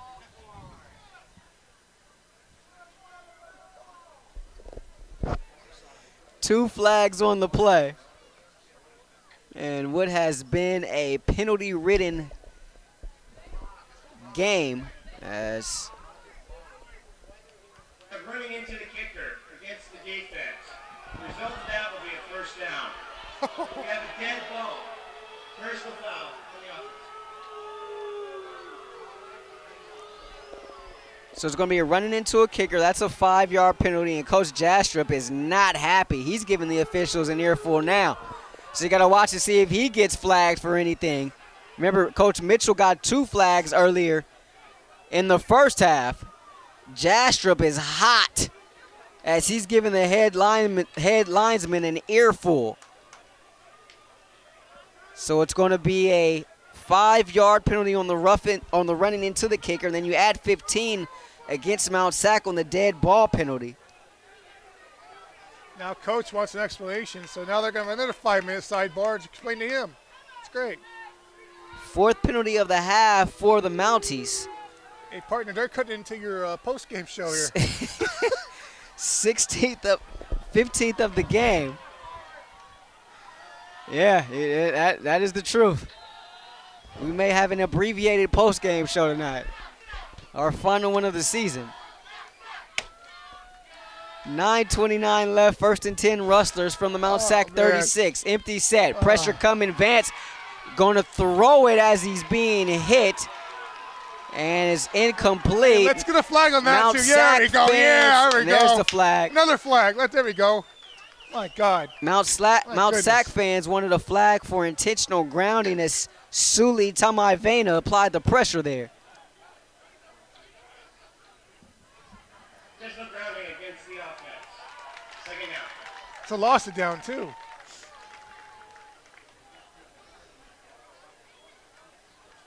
So a penalty, as you said, partner, plus the loss of down.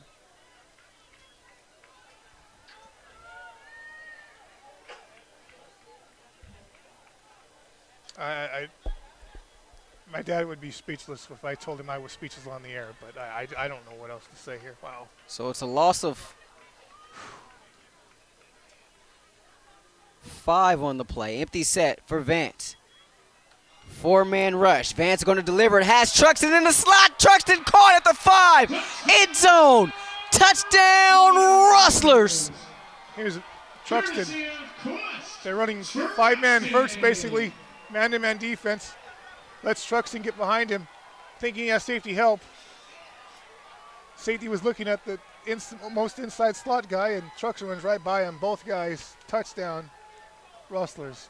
46 yards on the touchdown pass from Vance to Truxton. The second time tonight they hook up for 6. For Vance, it's his 3rd touchdown pass of the night since coming on late in the first quarter. Enter Maciel to attempt the point after. Truxton will stay in to do the holding. Low snap. The hold is down. The kick is up, and it is good. So Rustlers within 2. Go for 1. 9:19 left third quarter. The roughing the kicker plus the personal foul at the end of the kick gave the Rustlers prime field position. And they were able to make them pay. It was running in the kicker and then the personal foul. And then the personal foul. Yeah. So Rustlers within 2. You look at the yardage disparity in the first half, and you're kind of scratching your head. How are the Rustlers even in this game? But here we are, 9:19 left in the third quarter, partner, and they trail by just 2. Well, hopefully we don't get a repeat of what happened at the end of the first half, and they go, I know, knock on wood, right? There's plenty of wood there. You just keep knocking. Well, my dad were here. He knocked on my head, but that's okay. That's a different story. We won't go there. That is funny. Knock me on my head and tell me why. I got a hard head, right? Okay.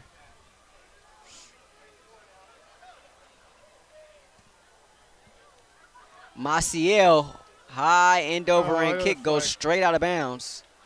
Guess what, Rahshaun? Another flag. Maciel's kick goes out of bounds.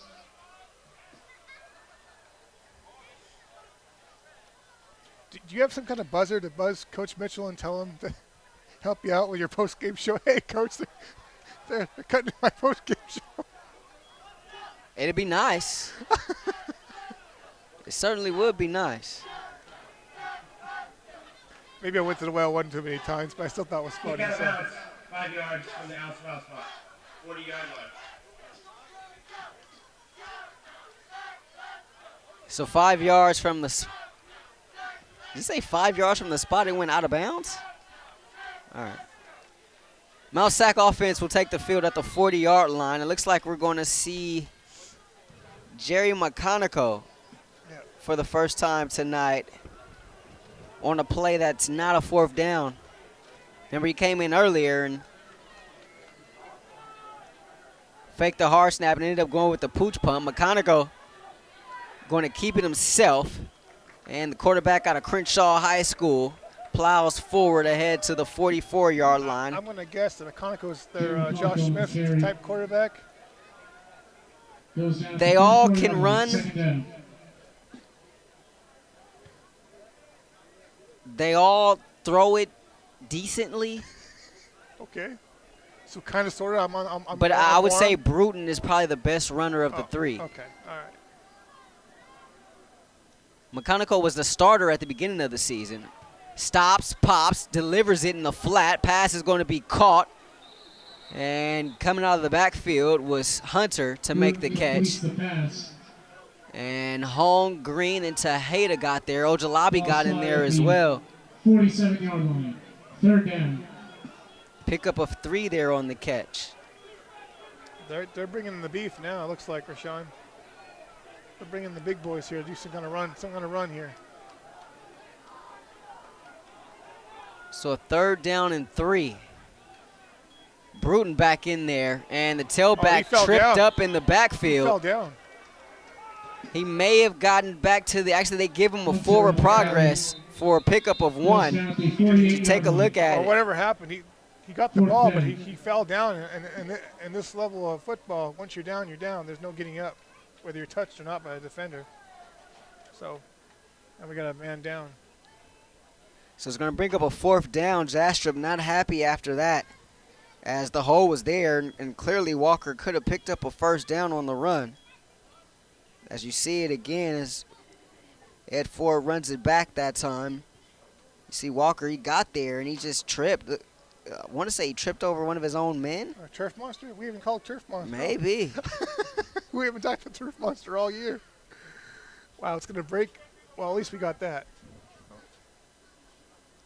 Are we really going to have a season with not one fake punt at all? Man. And there's an injured Mountie down. Offensive lineman, it appears, can't quite get a number on him yet.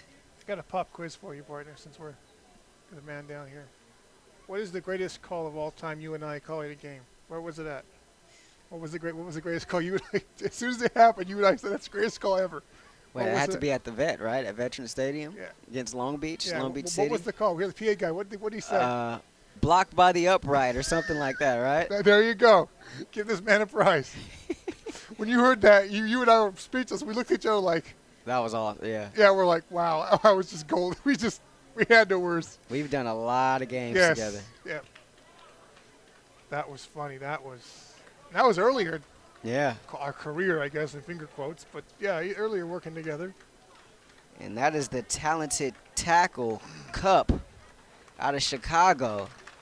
Joe Cup Shikavishes, 6'5", 300-pound sophomore. He's helped to his feet, and he's walking very gingerly. You can see the knee brace on his left knee has been untangled. But he has a little assistance.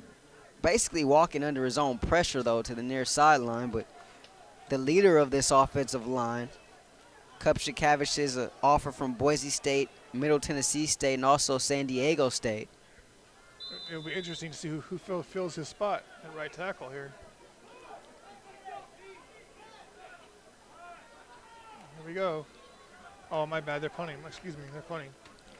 So enter Michael O'Toole to punt. Truxton will go back to receive it as the clock has started. Once the ball was put back in play, high spiral kick, backpedaling is Truxton, calls for a fair catch and makes it at the 19-yard line. Truxton calls for the fair catch. Empty set for Vance. Truxton appears to be uncovered in the slot here near side. Vance takes the snap, looking over the middle. A little drag route caught by Truxton with space at the 30-yard line. He's tripped up, Completes the pass but to enough West for a first Truxton. down and more. Goes down at the 33-yard line. 1st and 10 Rustlers. They mark him down at the 33. Pickup of 18 on the play for Truxton. And he's now approaching 100 yards on the night. You think defensive coordinator for the Mounties would put a guy on him, make that priority 1. Empty set once again, 1st and 10. And once again, it looks like the Mounties. An encroachment, number 43 of the defense. 5-yard penalty, first down. I believe the rule is, Rahshaun, the offensive line can move as long as defensive line comes, if encroaches, comes from neutral zone or toward them, they have a right to move as, hey, you drew me off, basically. Yeah. So even It if they didn't don't used to touch be it- that way. No, they can jump. And I remember watching force Howie flank.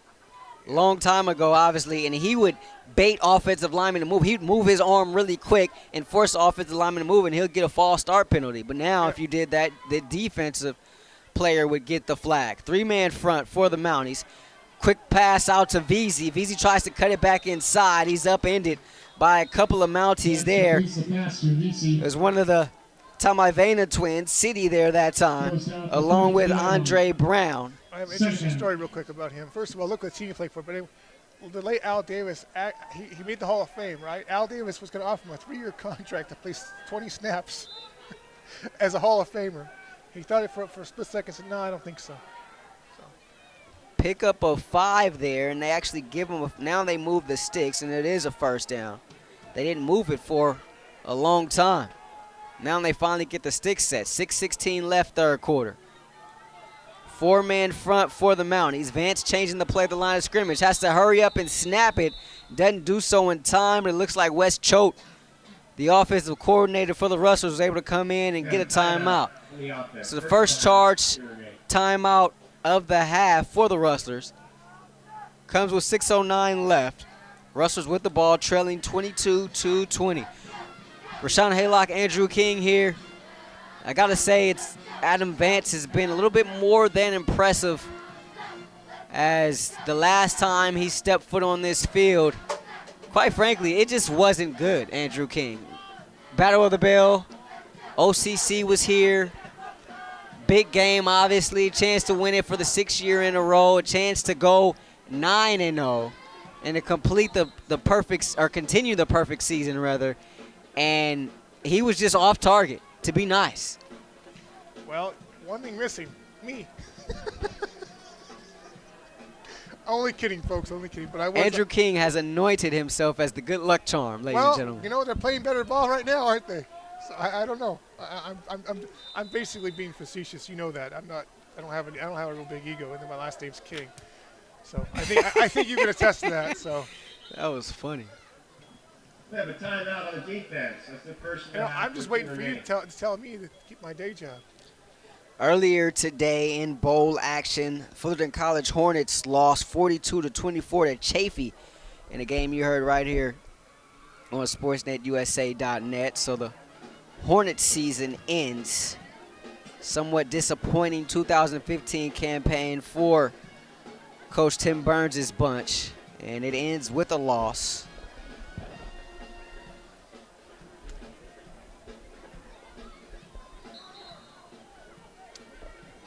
One of the many teams to fall victim to the Rustlers this season is the Hornets.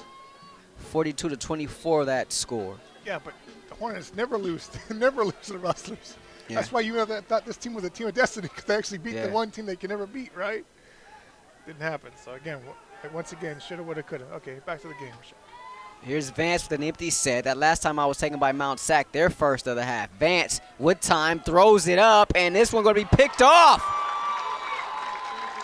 Picked off in the secondary by Mount Sac. Vance just throw that, look at all this pressure he has. He got to get the ball a little too soon on his back foot, basically. Throws the ball up, way too much rainbow to it, or loft to it. Receiver lost in the lights. Obviously, he's totally lost in the lights. And was that VZ? That was VZ in the slot there that time. Is the backup defensive back David Rivers. Yeah. Picking off the pass there. But VZ lost in the lights. You can tell. Look at the route he was running, where the ball was going.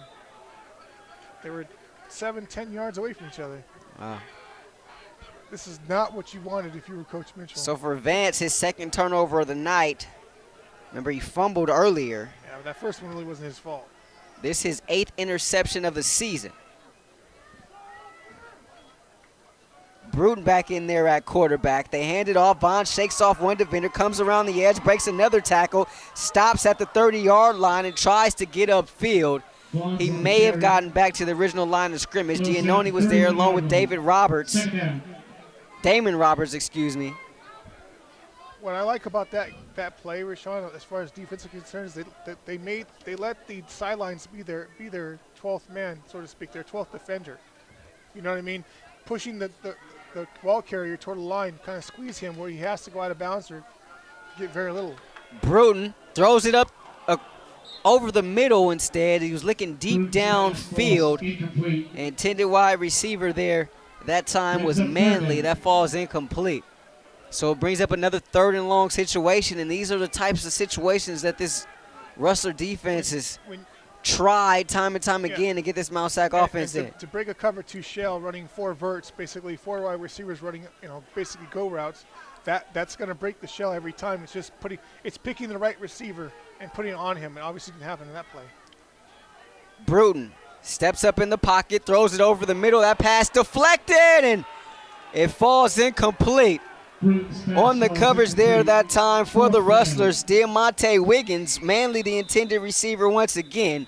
Let me remind people who think that might be a pass interference. There's a Rustler down. Real quick. The defender has right to the ball just as much as the offensive player does. So. Silas Collins, the injured Rustler, sitting down on the turf at about the 34-yard line. And we've seen plenty of deflections end up in being interceptions this season for this Rustler defensive unit. Some would call it fortuitous, so others would call it good defense. One thing that hasn't happened in these last 2 games, which has both resulted in losses for the Rustlers, no interceptions. They were leading the state in interceptions. They had 25 through their first 8 games, none in the last 2 weeks. And I'm going to tell you that on vertical routes, you're not going to see that. On fast developing vertical routes, not see more, meaning that the receiver's running really fast and the ball's coming out whether they're open or not, basically. And those type of plays, because of the space in the defense is in the right position, you're not going to have those tips unless it goes way up in the air. You know what I mean? And that's not to say that the Rustlers play bad defense over the last couple of weeks. No. As O'Toole punts it away. Truxton calls for a fair catch and makes it at the 31-yard line. Not bad, but those are the types of momentum-changing plays, momentum-grabbing plays that they just haven't had. Yeah, but it's space in the defense type of plays. You're going to see those over crossing routes. You're going to see those over shallow, over digs. You're not going to see them vertically down the field usually because of the type of play it is. If the Rustlers are playing the right kind, if they're in quarters defense or in deep man shell, you're not. The safeties are going to be so deep. It's not really a man coverage, so you're playing zone. So if the ball goes way up here, it might bounce to your zone, but if it doesn't, you're probably not going to catch it. 4 wide for Vance. Looking. Pass complete and a nice stiff form there by Hills as he makes the catch across the 35-yard line. That's basically clear out. You get your 3 receivers in the bottom here toward near us, running clear out patterns. Have running back run basically go through the line of scrimmage, go through the line and kind of break over to the right and let it cross Vance's eyes, and he finds a window. He finds his 3rd window and throws it to him, and Hills gets a nice play. First catch of the night for Hills. Pickup of 6 there. 2nd down and 4. For the Rustlers. 3 wide receivers to the far side, 1 to the bottom of your screen. That's Sansom. Mount Sac showing pressure once again. Play fake. Vance gets rid of it in a hurry. Pass caught in the slot far side. Smith with the 2nd effort to get across the sticks and a first down for the Rustlers. As he gets it ahead to the 43-yard line, another pickup of 6 and a first down for the Rustlers. Got to build a little momentum, keep chipping away at this lead. I mean, I know it's 2 points, but still, they're not tied, so I'm not winning. So it's still a deficit of 2 points here. Approaching 4 to play here in this 3rd quarter. Rustlers with the ball down by 2. Yeah, check it again, didn't you? Yeah. Trying to multitask up here. Whoa, and Hills got away with a false start. No flag, surprisingly. Meanwhile, pass going to be thrown, tiptoeing the sideline, dotting the I and crossing the T is Veazey as he makes the catch, falling out of bounds at the 39. Man's looking for him. It's basically like a stop, a back shoulder route. A little bit of push-off. Veazey got away with a little bit of push-off there, but they gave him the catch. Maybe the refs are going to let him play now. I don't know. Maybe they got tired of – maybe their shoulders are getting a little tired of throwing the flags for 2+ quarters. Pickup of 16 there as Veazey makes his 6th grab of the night. They go empty set. Vance throws it quickly and it right into the hands of the defensive lineman Kohi Tolu. That's the 2nd time tonight he's batted the ball down at the line of scrimmage. Brings up a 2nd down and 10. Going back to that last play, Johnny Hills fell and got into a 4-point stance. He was in a 2-point stance originally. No false start was called, and the Mount Sac sideline was going nuts. Because you can say, ready, they go up there, and the linemen go up there and say, ready, set, and they'll go down. The referee was giving them that. If the ball had been snapped right afterwards, it would have been because you have to be set for a second. So the referee waited like he was supposed to, make sure they paused for a second, let him be set again. Hills to the left of Vance, 2nd and 10 from the Mount Sac 41. Pressure coming, Vance throws it. Incomplete. He was looking for Sansom there. Coverage there by Andre Brown, the sophomore out of Compton. But does that make sense to you, what I'm saying? That makes sense. Because you see in high school, you see in high school all the time. The linemen will go up there, they'll get in 2-point stance, quarterback's already set, and then they'll go down, right? As long as they're down for a second, the referee can't call it. Or shouldn't call it, excuse me. 3:18 to play, third quarter. Channel defense by the Mount SAC contingent here near sideline. Nearly drawn off sides there was the front of Mount SAC. They try to set up a screen for Hills. He catches it and walloped at the 40-yard line. That was Suli Tamaivena coming up and making the pop. Hills picked up one there. Yeah, they're getting trippy. The Twins are getting trippy here. They got to keep them, let their play do the talking and not their mouths. And that goes to both sides. Okay, I've been calling for it all year. Are we going to see a fake here? We're going to see a fake here? 4th down and about 9. What you do is watch the up man to tell if it's going to be a fake or not. I'm sure that the defense for the Mounties thinking the same thing. Last time Maciel tried a rugby-style kick, it was running into the kicker. 1 on the play clock, low snap, and it's a high kick but short. Takes a Golden West bounce at the 20 and dribbles all the way down to the 15. Actually, was touched by a Mount SAC player. Wow. Touched it. Recovered by the Rustlers. No signal yet by the officials. Oh, no, they're going to give it to Mount SAC ball on the fumble. Ball spotted at the 15-yard line, 1st and 10. See if we get a replay here, maybe. If it was touched by Vaughns. Yeah, but if they call it dead, then it was called dead then. I don't know. If the whistle blew, I don't know what happened there, but. It looked like it was touched by Vaughns. If it was touched by Vaughns, then. I'm invoking the 5-minute sidebar to redo this one, okay? Unreal. Can we ask for a 5 sidebar? We've gotten enough of them. No, but this one is yeah. what I want, right? We actually want this one. 1st and 10, Mounties from their own 15. They put it on the ground. Vaughns dancing in the backfield. A flag comes in as Vaughns breaks tackles, and he's going to be pushed back. And a nice stop made there that time. If the umpire or the head referee, the white hat, usually a flag, other than the quarterback being hit, anything to do with the quarterback, usually it's a holding penalty on the offense. And the umpire, who basically stands with linebackers, do behind the defensive line, as you can see. Holding, number 86 of the offense. Half the distance to the goal line. 1st down. So as you mentioned, Andrew, King's going to be holding there. Ajan Wally was the player who came up with the stop for the Rustlers that time. 2:20 to play, 3rd quarter.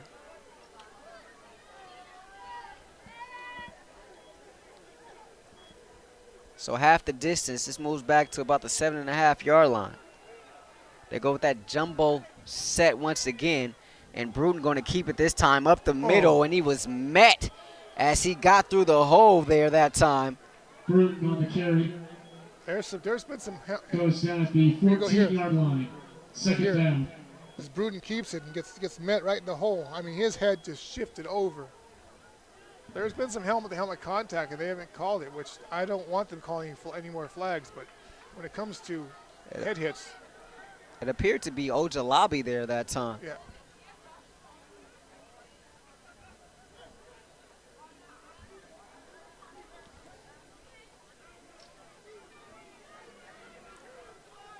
Bruton, low snap, pressure coming, he's going to deliver it near side. Pass going to be caught and immediately driven back is Reed. Goes down at the 18-yard line, 3rd down. Yeah, but Bruton's staring down his receiver. If this defense picks up, they can get a pick 6. Do you notice how he's just staring down? He's not even looking anywhere else. He's just looking at the one receiver. Samaj Bilal there on the stop. 3rd down and 7 now from the 18. Channel defense from the far side, the Golden West contingent. Bruton steps up, pressure coming from behind. Justin Stewart got to him. And there's a sack for the Southern League's leading sacker on the season. Number 17 got to him. Relentless. 4th down. Almost gets to him here, and here he comes. Some help from his friends. Sack. League leading 12th sack on the season, brings up a 4th down. There's a couple of flags on the play. Wow. Truxton going to make the catch at midfield off the punt. Gets it ahead to the 45, but there are 3 flags on the field. They absolutely nailed the punter. I mean, they just whacked him good. Hopefully it's going to be some offsetting penalties, but I mean, it wasn't just running in, it was roughing. I mean, they hit him. Well, they're going to Coach Mitchell. They want to know what happened, so that makes me think if there's 3 of them. We have a little substitution on the offense. Too many players. We have running into the kicker on the defense. Only running He in. will offset, replay, 4th down. Only running in? Wow. So they re-kick it. If I'm Coach Mitchell, I don't send the dogs. Figure of speech, folks. I don't send my guys. I play for coverage. I don't go for the blockhead. Don't take that chance here. High snap. O'Toole handles it and gets the kick away. Truxton comes up, dives forward to make the fair catch at the 45-yard line. So prime field position for the Rustlers. 9 seconds left in this quarter. When are we going to see Josh Smith behind center or in the shotgun? I don't want to call him money package. I don't care for that necessarily. But when are we going to see him? Well, that's what it's called, Andrew King. Well, I would call it something else, but I won't. So less than money. Okay, I call it Bitcoin or something. Bitcoin package or something. A penny package or something. I don't know. Empty set for Vance. Well, I guess I'm a comedian tonight. Sorry, folks. Going left to right. Pressure right in the face of Vance. Truxton in his hands. It's complete. Actually picked off. Going up the far sideline into the end zone. Mount sack with the touchdown. And it was the safety, Derek Norman, out of Long Beach Wilson. Yeah. Truxton has it in his hand. Doesn't look it in. There he is running away from the defenders. They're not even trying. Look, they're not even trying to get him. Not even trying to catch him. And that's how we're going to end the 3rd quarter, folks. How many times have the Rustlers had balls tipped and fall into their hands defensively? Yeah. Here on the final game of the season, it goes against them. And Norman takes it back for the pick 6. Point after attempt is up and through. And that takes us to the end of the 3rd quarter. After 3, Mount Sac 29. Golden West 20.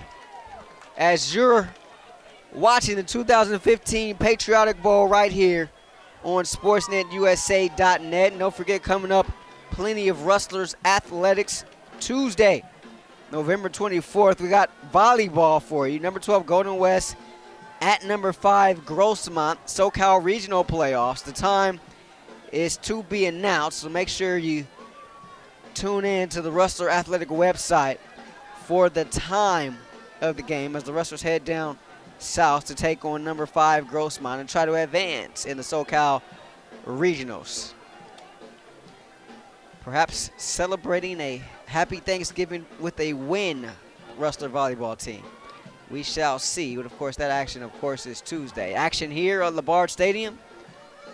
Well, the first half didn't end it the way the Rustlers would have liked, and the 3rd quarter certainly didn't end the way the Rustlers would have liked, but it was a 2-point game just 9 seconds ago.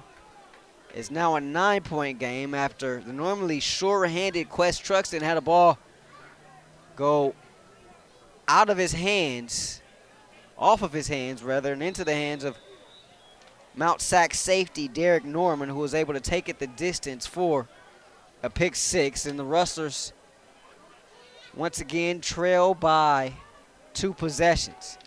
First play of the fourth quarter is a kickoff, and VZ going to handle it at his own 1-yard line. VZ running to his right at the 20-yard line. He's going to be stopped, and the Rustlers going to have to go 80 yards in order to get into the end zone. 20-yard line. First and 10, Golden West. They had prime field position on that last drive, starting at the Mount SAC 45-yard line, but instead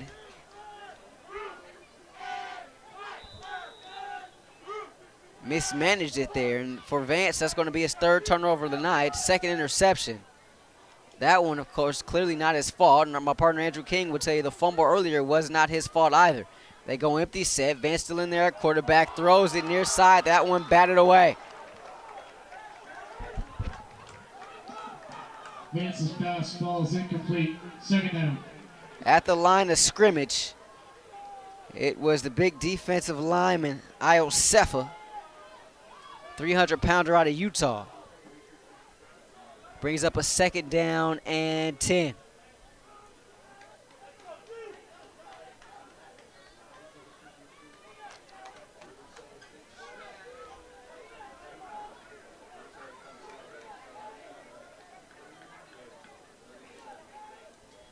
Vance trying to set up a screen. Pass caught by Hills. Hills going to be tripped up at the 20-yard line, or 21-yard line. He picks up just 1 there. 3rd down.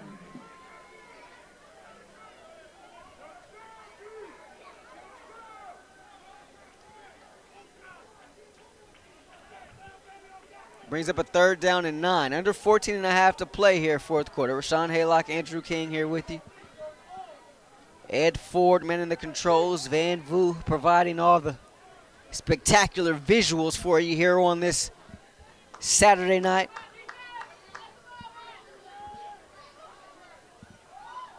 And looks like there's going to be another offsides charge to Mount SAC. And in case you're just joining us, there have been plenty of penalties tonight.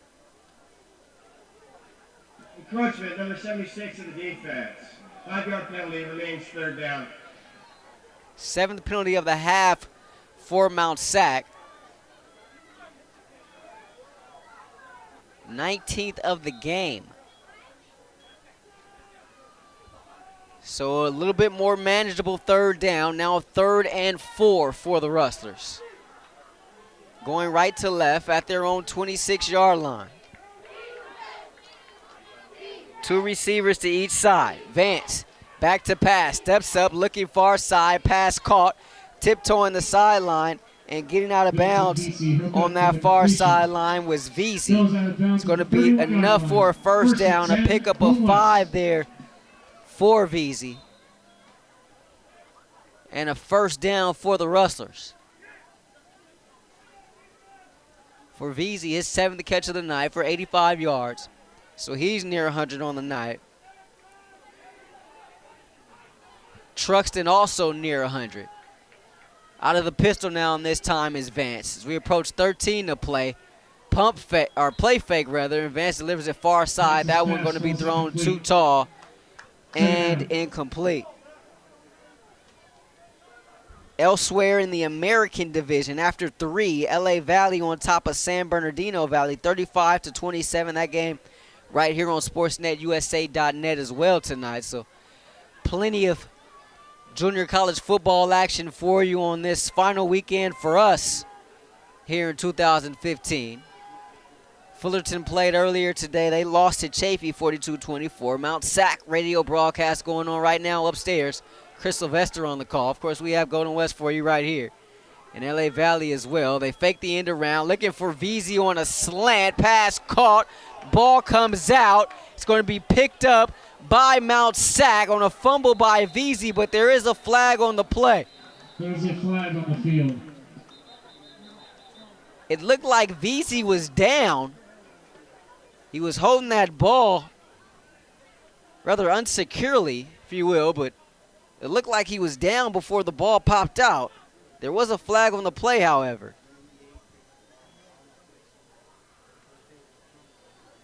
But if this goes against the Rustlers, then that's going to be back-to-back penalties, or back-to-back turnovers, rather. We have holding number 21 of the defense. With a 10-yard penalty from the friendly spot, automatic first down. So instead, it's the 20th penalty of the night for Mount SAC. And a break there for the Rustlers. It looked like he was down. Not sure why the whistle didn't blow there. Oftentimes at college or at the NFL, they'll let plays like that play out so that it, just in case it is a turnover, they don't take that away from the defense and they'll just go to replay. No luxury of replay here at this level. Instead, first and 10 from the 41-yard line. I think we found replacement refs here. Pressure coming in Vance's face. He throws it, looking far sideline, incomplete. Vance's pass is incomplete. Looking for VZ over there. Coverage by Rashad Brown, freshman out of Narbonne. You know what I don't understand, Rahshaun? Why don't they do a little more, I don't want to say max protect, but leave a tight end or a running back in there just to block and help give Vance a little more time just throwing off his back foot, you know what I mean?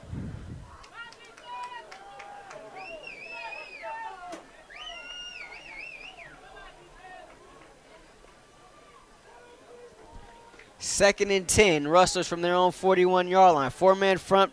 They roll the pocket this time. Finding Smith is Vance, and he catches it. He had to go upstairs to bring that one down. He gets out of bounds at the 47-yard line. So a pickup of 6 there. Third down. It's going to be a third down and short.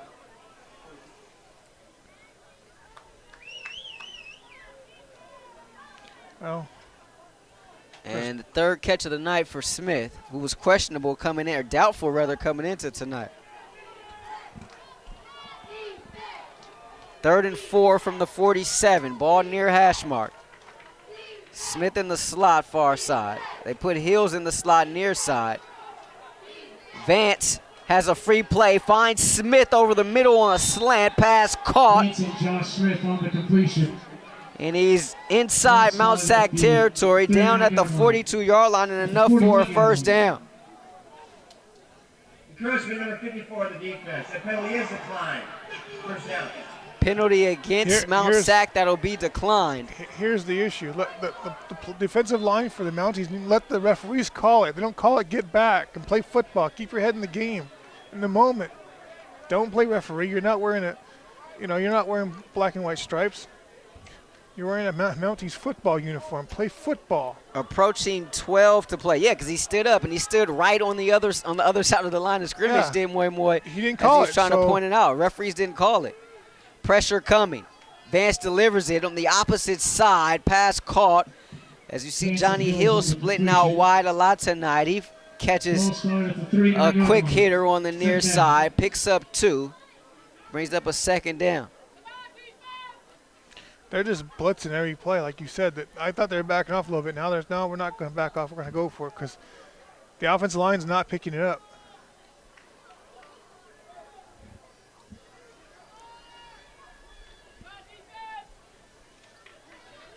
.11.5 to play. Second down and 7 for the Rustlers. Empty set. Vance takes the snap, pressure in his face, looking for Truxton, incomplete, but a couple of flags came in. Looks like there's going to be a pass interference against Mount SAC. Vance was hit as he threw it. He was shaken up, extremely slow to get up. He'll trot off to the sideline to get the play from West Choate. Going to be a pass interference call. Pass interference number 24 of the defense. Spot of the foul, automatic first down. Penalty number 21 on the night for Mount SAC. Elsewhere in the SCFA, Saddleback on top of RCC 30-7. These playoff scores for you. Wow. We saw Saddleback last week, and Cerritos on top of Long Beach City 23-10. So could be a rough night for the Central League, who got 2 of the 4 bids in the playoffs. 11-17 to play in this one. Low snap. Vance takes it. Pump fake. Rolling near side. Pressure coming from his back. He's sandwiched, but he throws it. It's complete to Truxton. Dots the I at the 21-yard line. You know what? I'm going to say this now. I think Vance is trying to get Coach Mitchell's respect. I think he's getting a wall up and he's standing there making the throws. Certainly has. That reception puts Truxton over 100 yards on the night. His 11th grab, 407 yards. 1st and 10 Rustlers at the Mount SAC 21-yard line.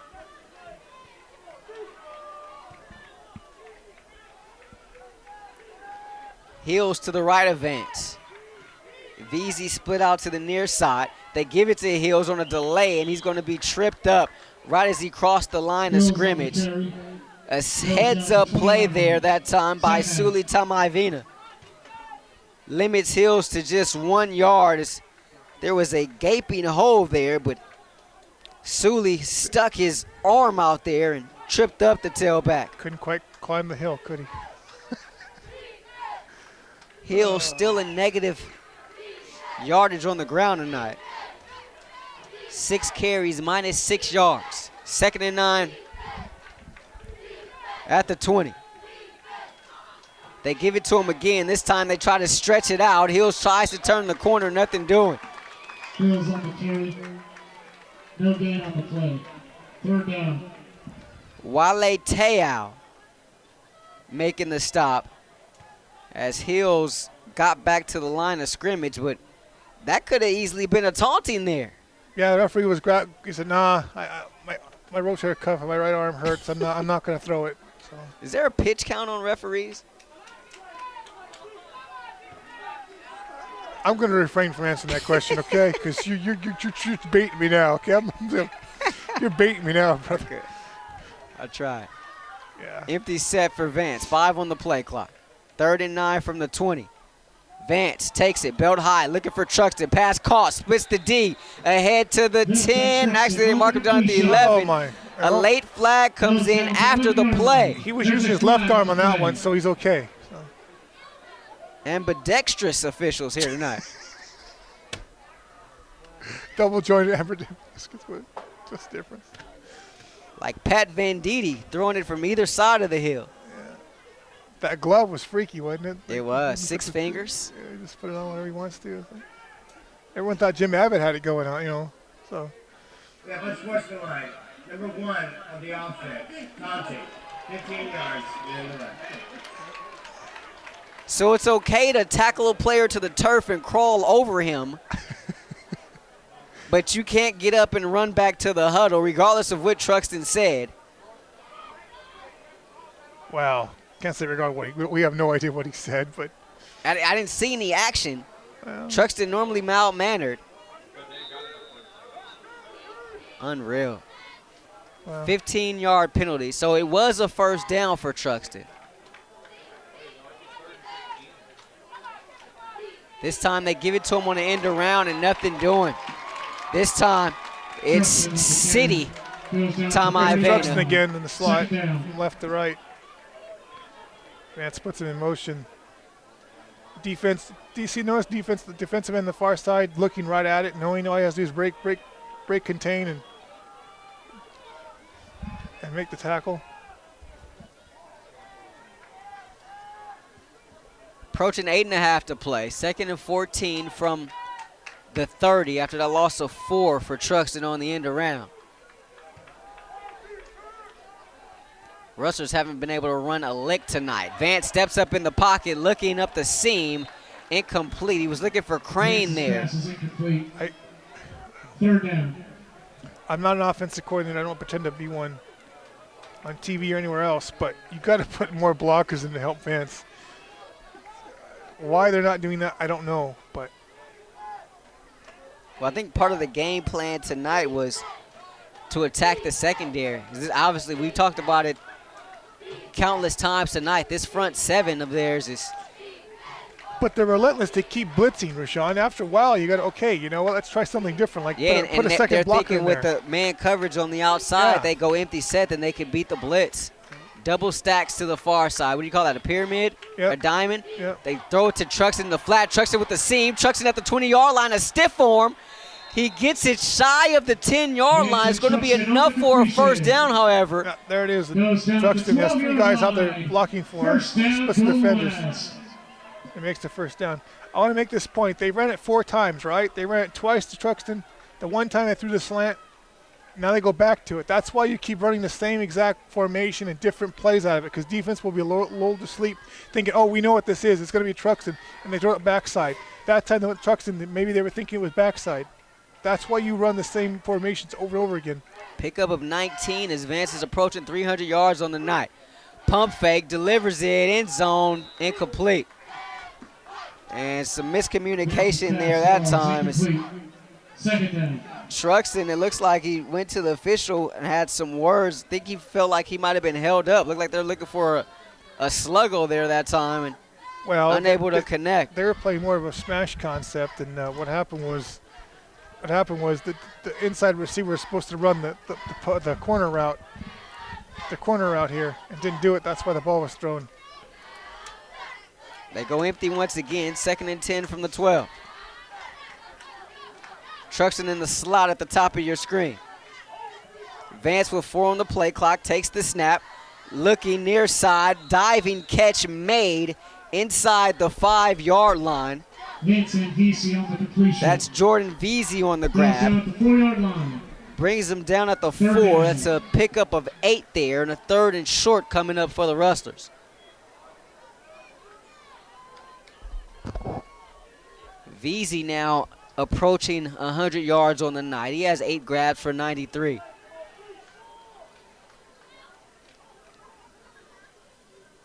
So it's a 3rd down, and there's no way that's right. 3rd down and 4, they're calling it. From the 4, that would be goal-to-goal situation, but the sticks are still out there. Vance, pressure coming. He's going to be tripped up in the backfield. Suli Tamaivena with the sack. A loss of 8, and that'll bring on the kicking unit. Oh, no. So that was a possession that ate up a lot of time for the Rustlers. You go for the 6 here. I know, call me crazy, right? You got to go for the 6 here. You got 6 minutes. Got 6.5 left. You got to go for the 6 here. Rahshaun, no? I think you take the 3 here, because you're down 2 possessions. You're going to have to get one of them eventually. So take the 3 here. Maciel attempts the field goal, and no good. That's why you go for 6. Now SAC takes over. He pushed it to the left. He pushed it to the left, didn't quite make it.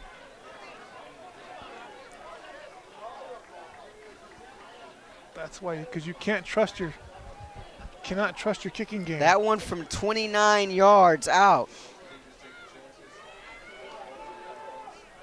And Maciel is now 5 of 10 on the year. Misses that one. It remains a 2-possession game, and Mount SAC takes over with 6:17 left in the ball game. First play, no surprise, is a run. Ballard on the carry. They go off left guard. That's Ballard. Second down. Picks up 2. I think they're in their 4-minute offense with 6 minutes left in the game. What do you think, Rahshaun? I agree with you. You see the pace has slowed down quite a bit.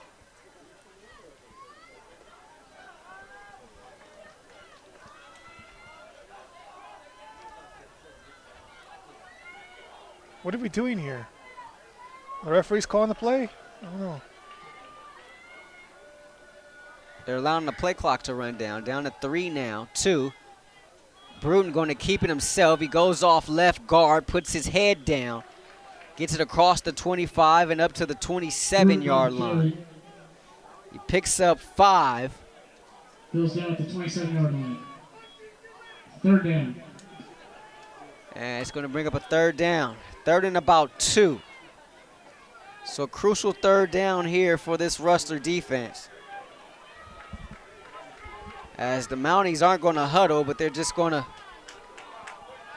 stall and run the play clock down, as they should here, trying to run their 4-minute offense. That could be false start because one guy starts, another guy starts. That could have been a false start. 2-man in motion there that time. Bruton going to take it off left guard, plows forward. They mark him short. They're not going to get it. Looks like he's shy. The first down mark is at the 30. They mark him down at the 29. 4th down. So a huge stop here for the Rustlers defensively. On the defense, that's their second and a half with 1 remaining. I go for it. And the Rustlers call a timeout here. So Bruton stopped. I go for it because there's nothing saying they're going to make a touchdown. Even if they do and get 2 points, you're still up by 1 point. So, and you get the ball back. So, Golden West Rustler Football on SportsNetUSA.net is brought to you in part by Miller Toyota of Anaheim. Check out today's used car deals, including Toyota certified pre-owned vehicles, on the web at MillerToyotaOfAnaheim.com. Located at the 91 and Euclid, Miller Toyota of Anaheim supports college sports and education. 4:34 to play here in this one. Rustlers defense comes up with a key stop, brings up a 4th down and 1, and O'Toole will come out to punt for Mount SAC. I'm going for it. I know, call me crazy, but I'm going for it. You don't go for it all right. You kick it right. If you go for it, I mean, I don't want to say you put the game away, but you go for it, you get it, you come that much closer to putting the game away. It's a yard. And the way this offensive line has played today, why not? But instead, O'Toole kicks it. Truxton backpedaling at the 30, and he's lit up. Ballard on the special teams play puts a licking to Truxton at the 30-yard line, but the savvy sophomore is able to bounce right back up. They need to pull him off the side and make sure he's all right, man. That was quite the hit he took. I know he got right back up. That doesn't necessarily mean anything. So I think they should. I'm not saying give him concussion protocol, but I'm just saying that have him sit down for one play and make sure he's all right, because that was a really bang collision, wasn't it? Under 4.5 to play. You're right. 4:28 exactly. 3-man front for Mount SAC. Vance with 4 wide. Delivers far side, pass caught, and throwing a man to the turf is VZ, getting upfield to the 45-yard line, a pickup of 14 there. Grown man stiff arm there by Jordan VZ. And it's a 1st down for Golden West as they increase the tempo here with us approaching 4 to play in this game.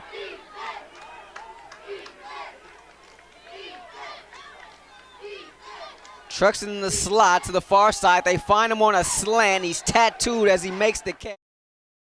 Pressure coming, looking, finds Sansom, breaks 1 tackle.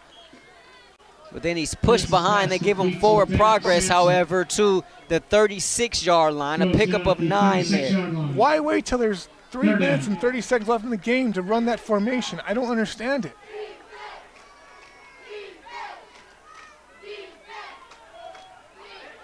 They throw it out to the near side, and this is Brady Crane who gets it ahead to the 20.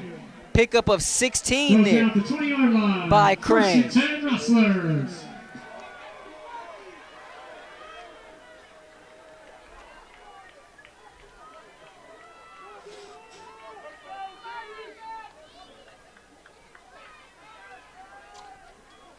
Vance, they roll the pocket far side. He stops, has a man, Sansom, end zone, incomplete. Vance's pass is incomplete. 2nd down. Coverage over there by Brown. Both Sansom and Brown are shaken up in the end zone and slow to get up. 2nd and 10 from the 20-yard line, but training staffs of both teams come out to the field to attend to the injured players, lying about a couple yards apart in the corner of the end zone. I think the ball got him the paw got him. Yeah.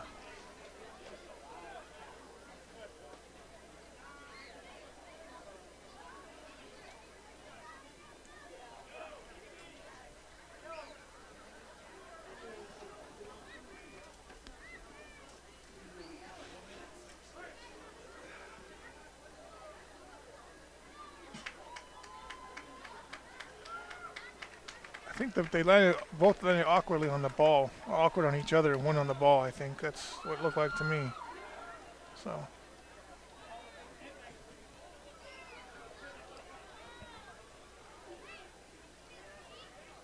So Sansom is up, and he's walking off gingerly, albeit on his own strength, over to the far sideline. Meanwhile, Brown is still down and being attended to in the corner of the end zone. And that is Andre Brown, 5'10", 165-pound sophomore out of Compton. He gets up, and he's able to walk off under his own strength. He's holding his. But walking very gingerly, and I think he may have got hit in the right groin area, the lower leg area. Yeah, where the the sun don't shine. Well, yeah. The upper leg inside, near the groin area. We're all adults. It's okay. We don't.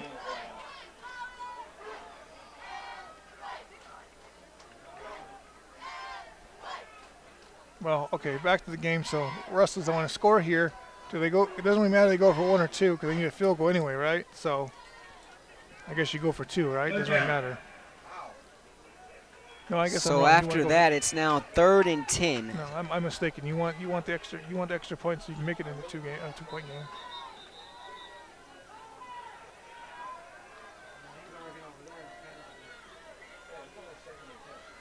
It should be 2nd down, right? I think that's what Jordan Veazey is trying to tell the officials. Well, Wes Choden, Nick Mitchell are on the field also. And they got a 5-minute sidebar down here near our side here too. So there are 2 different officials meetings going on right now. Yeah. Well, the left hand's got to tell the right hand what's going on, and then they got to make up their mind. So yeah, we need a Jeopardy music here or something, you know.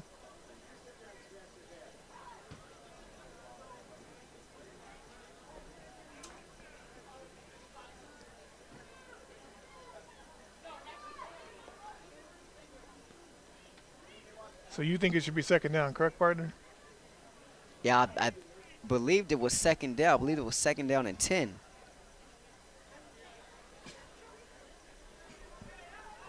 But was that last play 2nd down, though? So I guess they.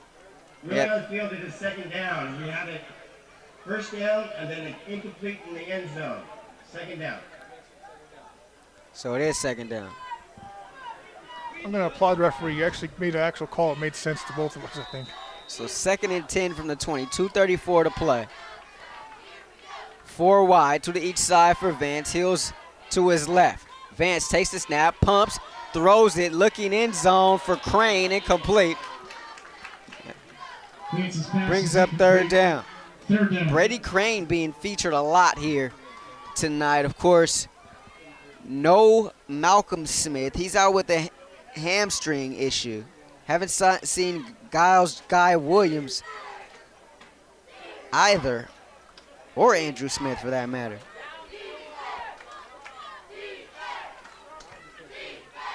Third and 10. They send Hills in motion. 3-man front for Mount SAC.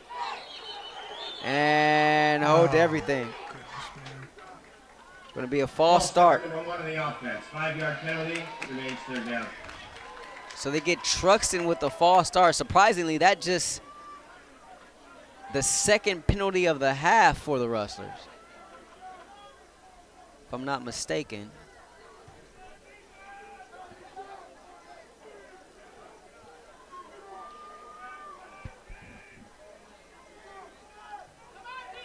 Third and 15, 25 from the 25-yard line after the loss of 5. 2:29 left. Veazey split out to the far side. They send Crane in motion to the far side. Oh, again. And another penalty. False start on the offense. 5-yard penalty, remittance, 3rd down.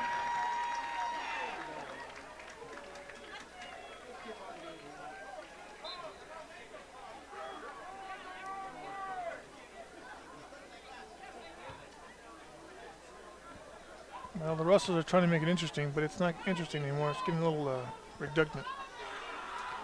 So it's now on a 3rd down and 20 from the 30.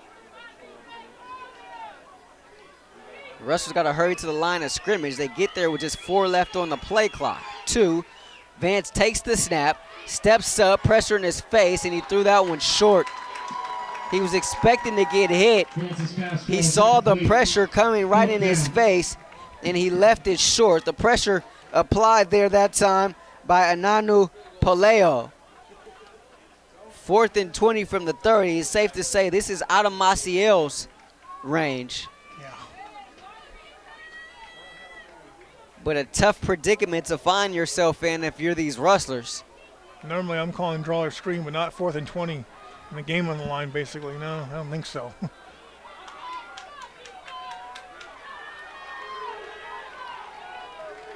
Everybody playing off.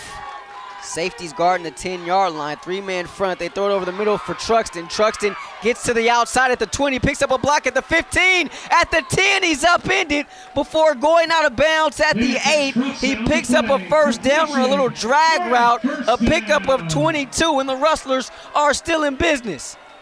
And the clock stops because he went out of bounds. Quest Truxton having himself a night, his 15th catch of the night. 165 yards receiving, add a couple of touchdowns to that. The Rustlers have it 1st and goal from the 8. Coach Jastrup sprints up the sideline to get a timeout. The only touchdown that Truxton wants back is his catch fumble, and basically ended up being a pick 6, basically. He wants that one back, but other than that. So Mount SAC calls their 2nd charge timeout of the half. They'll have 1 remaining. The Rustlers have just 1 remaining. Okay. There's 2 minutes and 6 seconds remaining in this one. I know hindsight's 20/20, but I basically called they should have went for the touchdown on the previous time they were down here, right? Yeah. So now doesn't mean they would have got it, but you don't go for it, you never have a chance.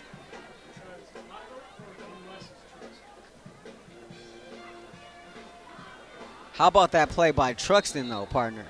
Oh yeah, well they're playing deep. They're playing a deep zone, and you throw underneath, but you expect 4 and 5, 6 guys to make that tackle. So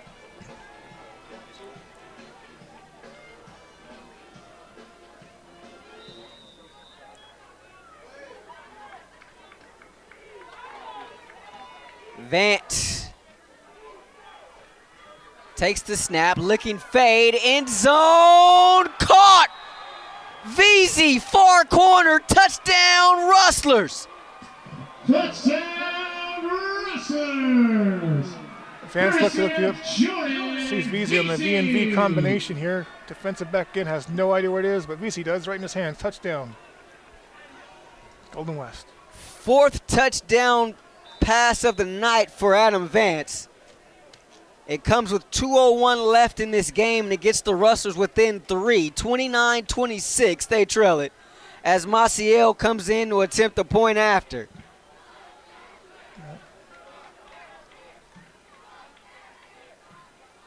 Truxton to hold it. The snap to hold is down, the kick is up and through. So Golden West within 2, 29-27, 2:01 to play here in the 2015 Patriotic Bowl on SportsNetUSA.net. And someone say, hey, Andrew, wait a minute. He makes that 3 points, they're up by a point, right? People could argue that too, so. But you very well could. it's the last game. I'm not saying be reckless and go for it on 4th and you're down at your own goal line. I'm not saying you're trying to get 99 yards for a touchdown yourself. I'm not saying that, but you can play a little bit more loose, because it's the last game of the season. You know what I mean? And the sophomores, this is probably their last time they're suiting up. Most of them suiting up in any kind of football uniform. They want to go out doing it, whatever they can to win. So, I mean, you understand what I'm saying? This is, for a lot of these guys, the last time they're ever going to suit up in any kind of football uniform. You know what I mean? So Mount SAC expecting the onside kick. Maciel puts it on the tee at the 35. Rustlers with just 1 timeout remaining, only 2:01 left in this game. Not really debatable, right? You got to go for the onside here. Maciel moves the tee now and resets the ball.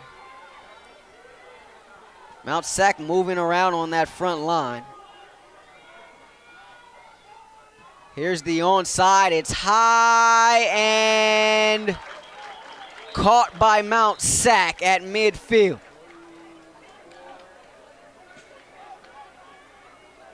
Referees haven't called it yet.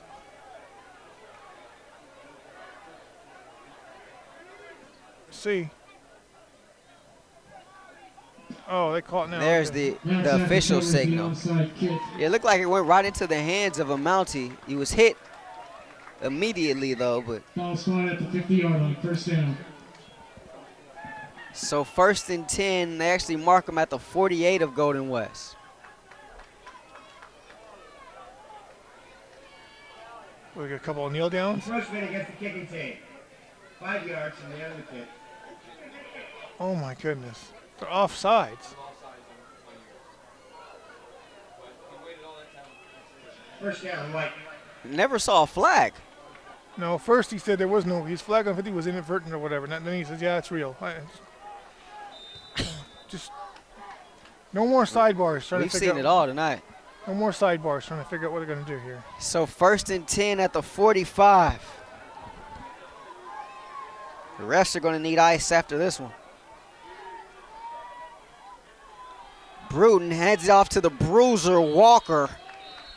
He falls right into the lap of Rustler defender Phil Holm.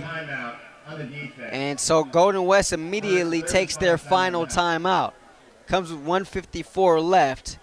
Walker picks up 3 on 1st down.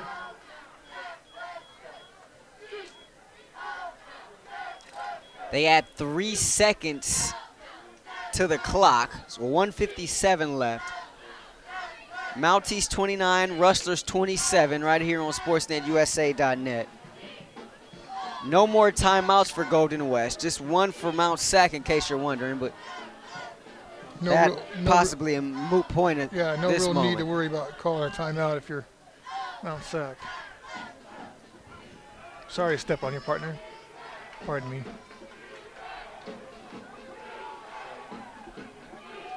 Johnny Salcedo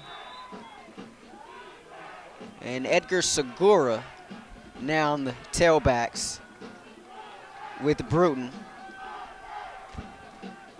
Bruton going to keep it himself, tries to go off left guard, and he's going to be pushed back. So defense gets a surge there. Tristan Green leading the charge. Phil Holm came in there to help him out. Silas Collins, who's returned to the game since being shaken up. And let me guess, and then the penalty. The clock has stopped with 1:43 left. Not sure why. The officials are conferencing, however. Well, the ball is marked at the 39-yard line. So that's a pickup of 3 by Bruton. It's their fifth sidebar. Please set the clock to 1:48 and then watch my wine, please. 1:48 and watch my wine. So they add 5 more seconds to the clock. So it's 1:48 left. Flag him! Flag him, man. Coach Jastrup is upset. Yeah, they need to flag him. It's about 3 yards onto the field. They need to flag him, man. If Coach Mitchell got one, they need to get him too, because what he's doing is the same thing that Coach Mitchell was doing. And Jastrup not happy. I don't know, man. I believe he's arguing that too much time was put back on the clock. Of course, that's the sentiment for the Mount SAC fans right in front of us. Well, they're worried about getting the clock, about getting the first down here. Similar formation. Last time Bruton kept it. Let's see what he does this time. 1:36 left and counting as the clock has started on the official's wand. It's 3rd down and about 4. He's acting like he has no idea what the coach wants him to do. He's waiting until coach gives him the signal to snap it, it looks like, as J-Strip is holding up his hand. Now with 4 seconds left, 1 second. He finally snaps it. He goes off left guard, and let's see if he got enough for a first down. He didn't. No, he didn't. Goes down at the 38-yard line, 4th down. So he's down at the 38. It's going to be a 4th down and 1. So he picks up 3 more there, does Bruton. 47 seconds left on the game clock. About a 20-second differential between game clock and play clock. I let it run down all the way down to 1 second and call timeout and figure out what they're going to do. That's what I would do. What do you Looks think like about that's that? what Jastrup's going to do. Yeah. He's standing on the field right next to the official right now. So 1 second left. He calls a timeout. 1 second left on the play clock. He calls a timeout. So we talked about that timeout earlier. Here it comes into play. Well, if everything went according to plan, you wouldn't need it. But obviously, you need to keep it in the bank unless you do. So 23 seconds left. You got to think they're going to try to draw you off. But at the same time, they might have the moxie just to go ahead and just go for it. I mean, what is it? 2 feet? It's about a yard. Okay, 3 feet, 2 feet, potato, potato. Now, remember now, it stops the clock. As soon as it's 4th down, the clock has to stop. I mean, if it's first down, if it's change of possession, the clock's supposed to stop. Regardless of all the commotion of who's getting mad and who's yelling and who's throwing a fit and who needs a diaper, it doesn't really matter. So, the punter O'Toole is in the huddle next to Coach Jastrup, so it looks like they're sending the punting unit out.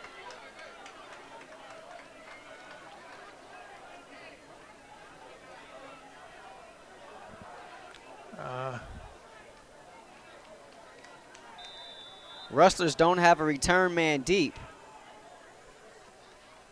Now they send one back deep. It's certainly not Quest Truxton. This one is going to take a bounce down skips into the end zone with 17 seconds left. yeah, chance here. No timeouts though. So Ball on the 20-yard line, 1st down. the only thing's going to help them in this kind of football here, this level of football, is the stop of the clock to get the chains set. Rahshaun, that's the only grace that they have, or saving grace, if you will.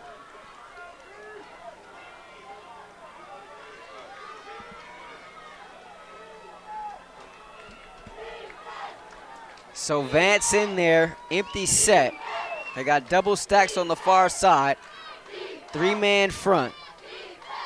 They throw it out in the flat to Truxton. That's a live ball, and Truxton going to be tackled behind the line of scrimmage at the 5-yard line. Rustlers deep down the field have to sprint back. Yeah, this is ridiculous. I don't think they're going to get back to the line of scrimmage in time, as the time is going to tick down and run out on the Rustlers here in the 2015 season. Wow. That's the ball game. So that's going to be it. Patriotic Bowl, 29-27.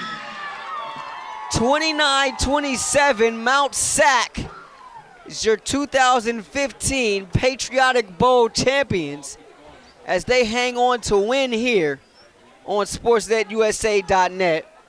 That last play was a lateral, and so it went backwards. Truxton had to recover it. He had no idea. And when he did, he was tackled well behind the line of scrimmage. Meanwhile, you had a host of Rustlers some 30 yards downfield that needed to sprint back to the line of scrimmage in order to get set.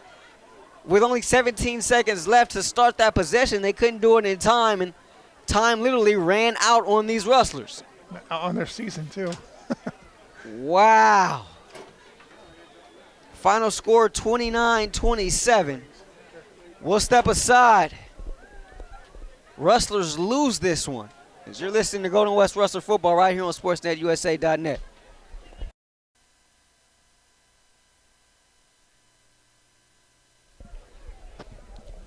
Back here at LeBard Stadium, as time has literally run out on the Rustlers season as they lose the 2015 Patriotic Bowl, 3rd straight bowl loss for the Rustlers as they fall 29-27 to Mount SAC. Rahshaun Haylock, Andrew King back here with you. That last play, Andrew, not exactly sure what was drawn up. It had to be some sort of trick play, right? But it went terribly wrong. No, it was the 5th time they ran that what I call diamond or pyramid, the diamond formation, and hit Truxton. Truxton kind of just pulls, backs up a couple steps and throw the ball. He wasn't expecting, one, I don't think expecting the ball. Two, heads up to him that he realized that, hey, it's a fumble because it's a lateral, like you and I earlier in the game said, like a long handoff when it's behind line of scrimmage and behind the quarterback. It's basically a long handoff, and that's what made a live ball. And correctly, the referee on that side didn't blow it dead, and the umpire tried to get over there to lay it down and couldn't quite do it. And as goes the last two games, goes the third. And I'm no longer the lucky charm, okay? Rustlers negative 41 yards rushing. The total offensive yardage disparity got a little bit closer here in the second half as Mount SAC outgained the Rustlers 338 to 314. Vance, a career high, 56 pass attempts. He's 34 for 56, 4 touchdowns, 2 interceptions. Double-digit receptions for both Truxton and VZ. Truxton 14 catches, 158 yards, 2 scores. VZ 11 catches, 117 yards, and 2 scores. But the Rustlers lose this one, their third loss of the season. Partner, it's been great. Number 7 in the book, 7th season for us. I would be remiss if I didn't say this, and I mean this sincerely. It's a privilege for me to call these games with such a professional young man here, Rahshaun Haylock. The bowl presentation trophy going on the field right now.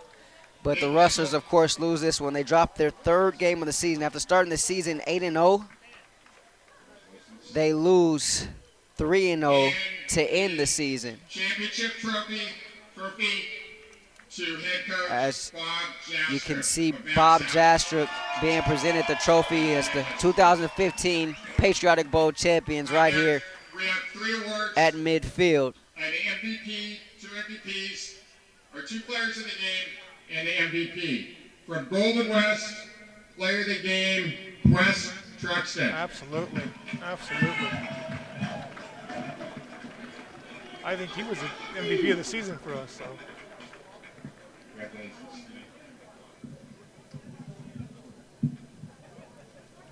Player of the game from Mount SAC, Suli Tamavina. Suli Tamavena, 10 tackles, 2 sacks tonight for Mount SAC. One of the twins. And the most valuable player of the 2015 Patriotic Bowl, number 12 from Mount SAC, Anthony Gruden. Anthony Bruton, 17 of 25, 189 yards, 2 touchdowns. He also carried the ball 11 times for 47 yards. He is your 2015 Patriotic Bowl Thank you, everyone, and congratulations to both teams. All right. Rustlers in the season on a 3-game losing streak. Real quick, I got to interrupt. I'll make sure I say this. It's been a privilege and an honor to call games with you. I mean that sincerely. You know, I joke. The audience says I joke with you. You have good banter on the air, but it's an absolute privilege and honor for me to call these games with a professional young man. I learn a lot from this guy every year, and I'm not just singing the man's praises. I don't really carry his bags, ladies and gentlemen. It's a joke.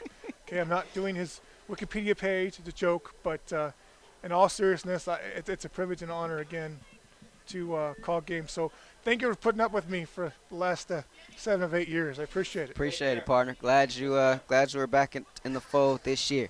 Once again, our final score: Mount SAC 29, Golden West 27. Mount SAC with the win improves to 8-3 on the year. The Rustlers, meanwhile, finished their season 8-3 after starting it off 8-0.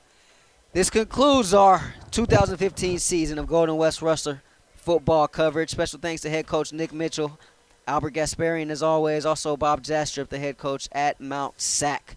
Ed Ford is our operations manager. Also manning the controls here tonight, Van Vu providing you all of the visuals. Special thanks to Chris Sylvester and Dan Godino, our halftime guests. Once again, from our partner Andrew King, I am Rahshaun Haylock for the final time in 2015, saying good night from Costa Mesa. You've been listening to Golden West Rustler Football on SportsNetUSA.net.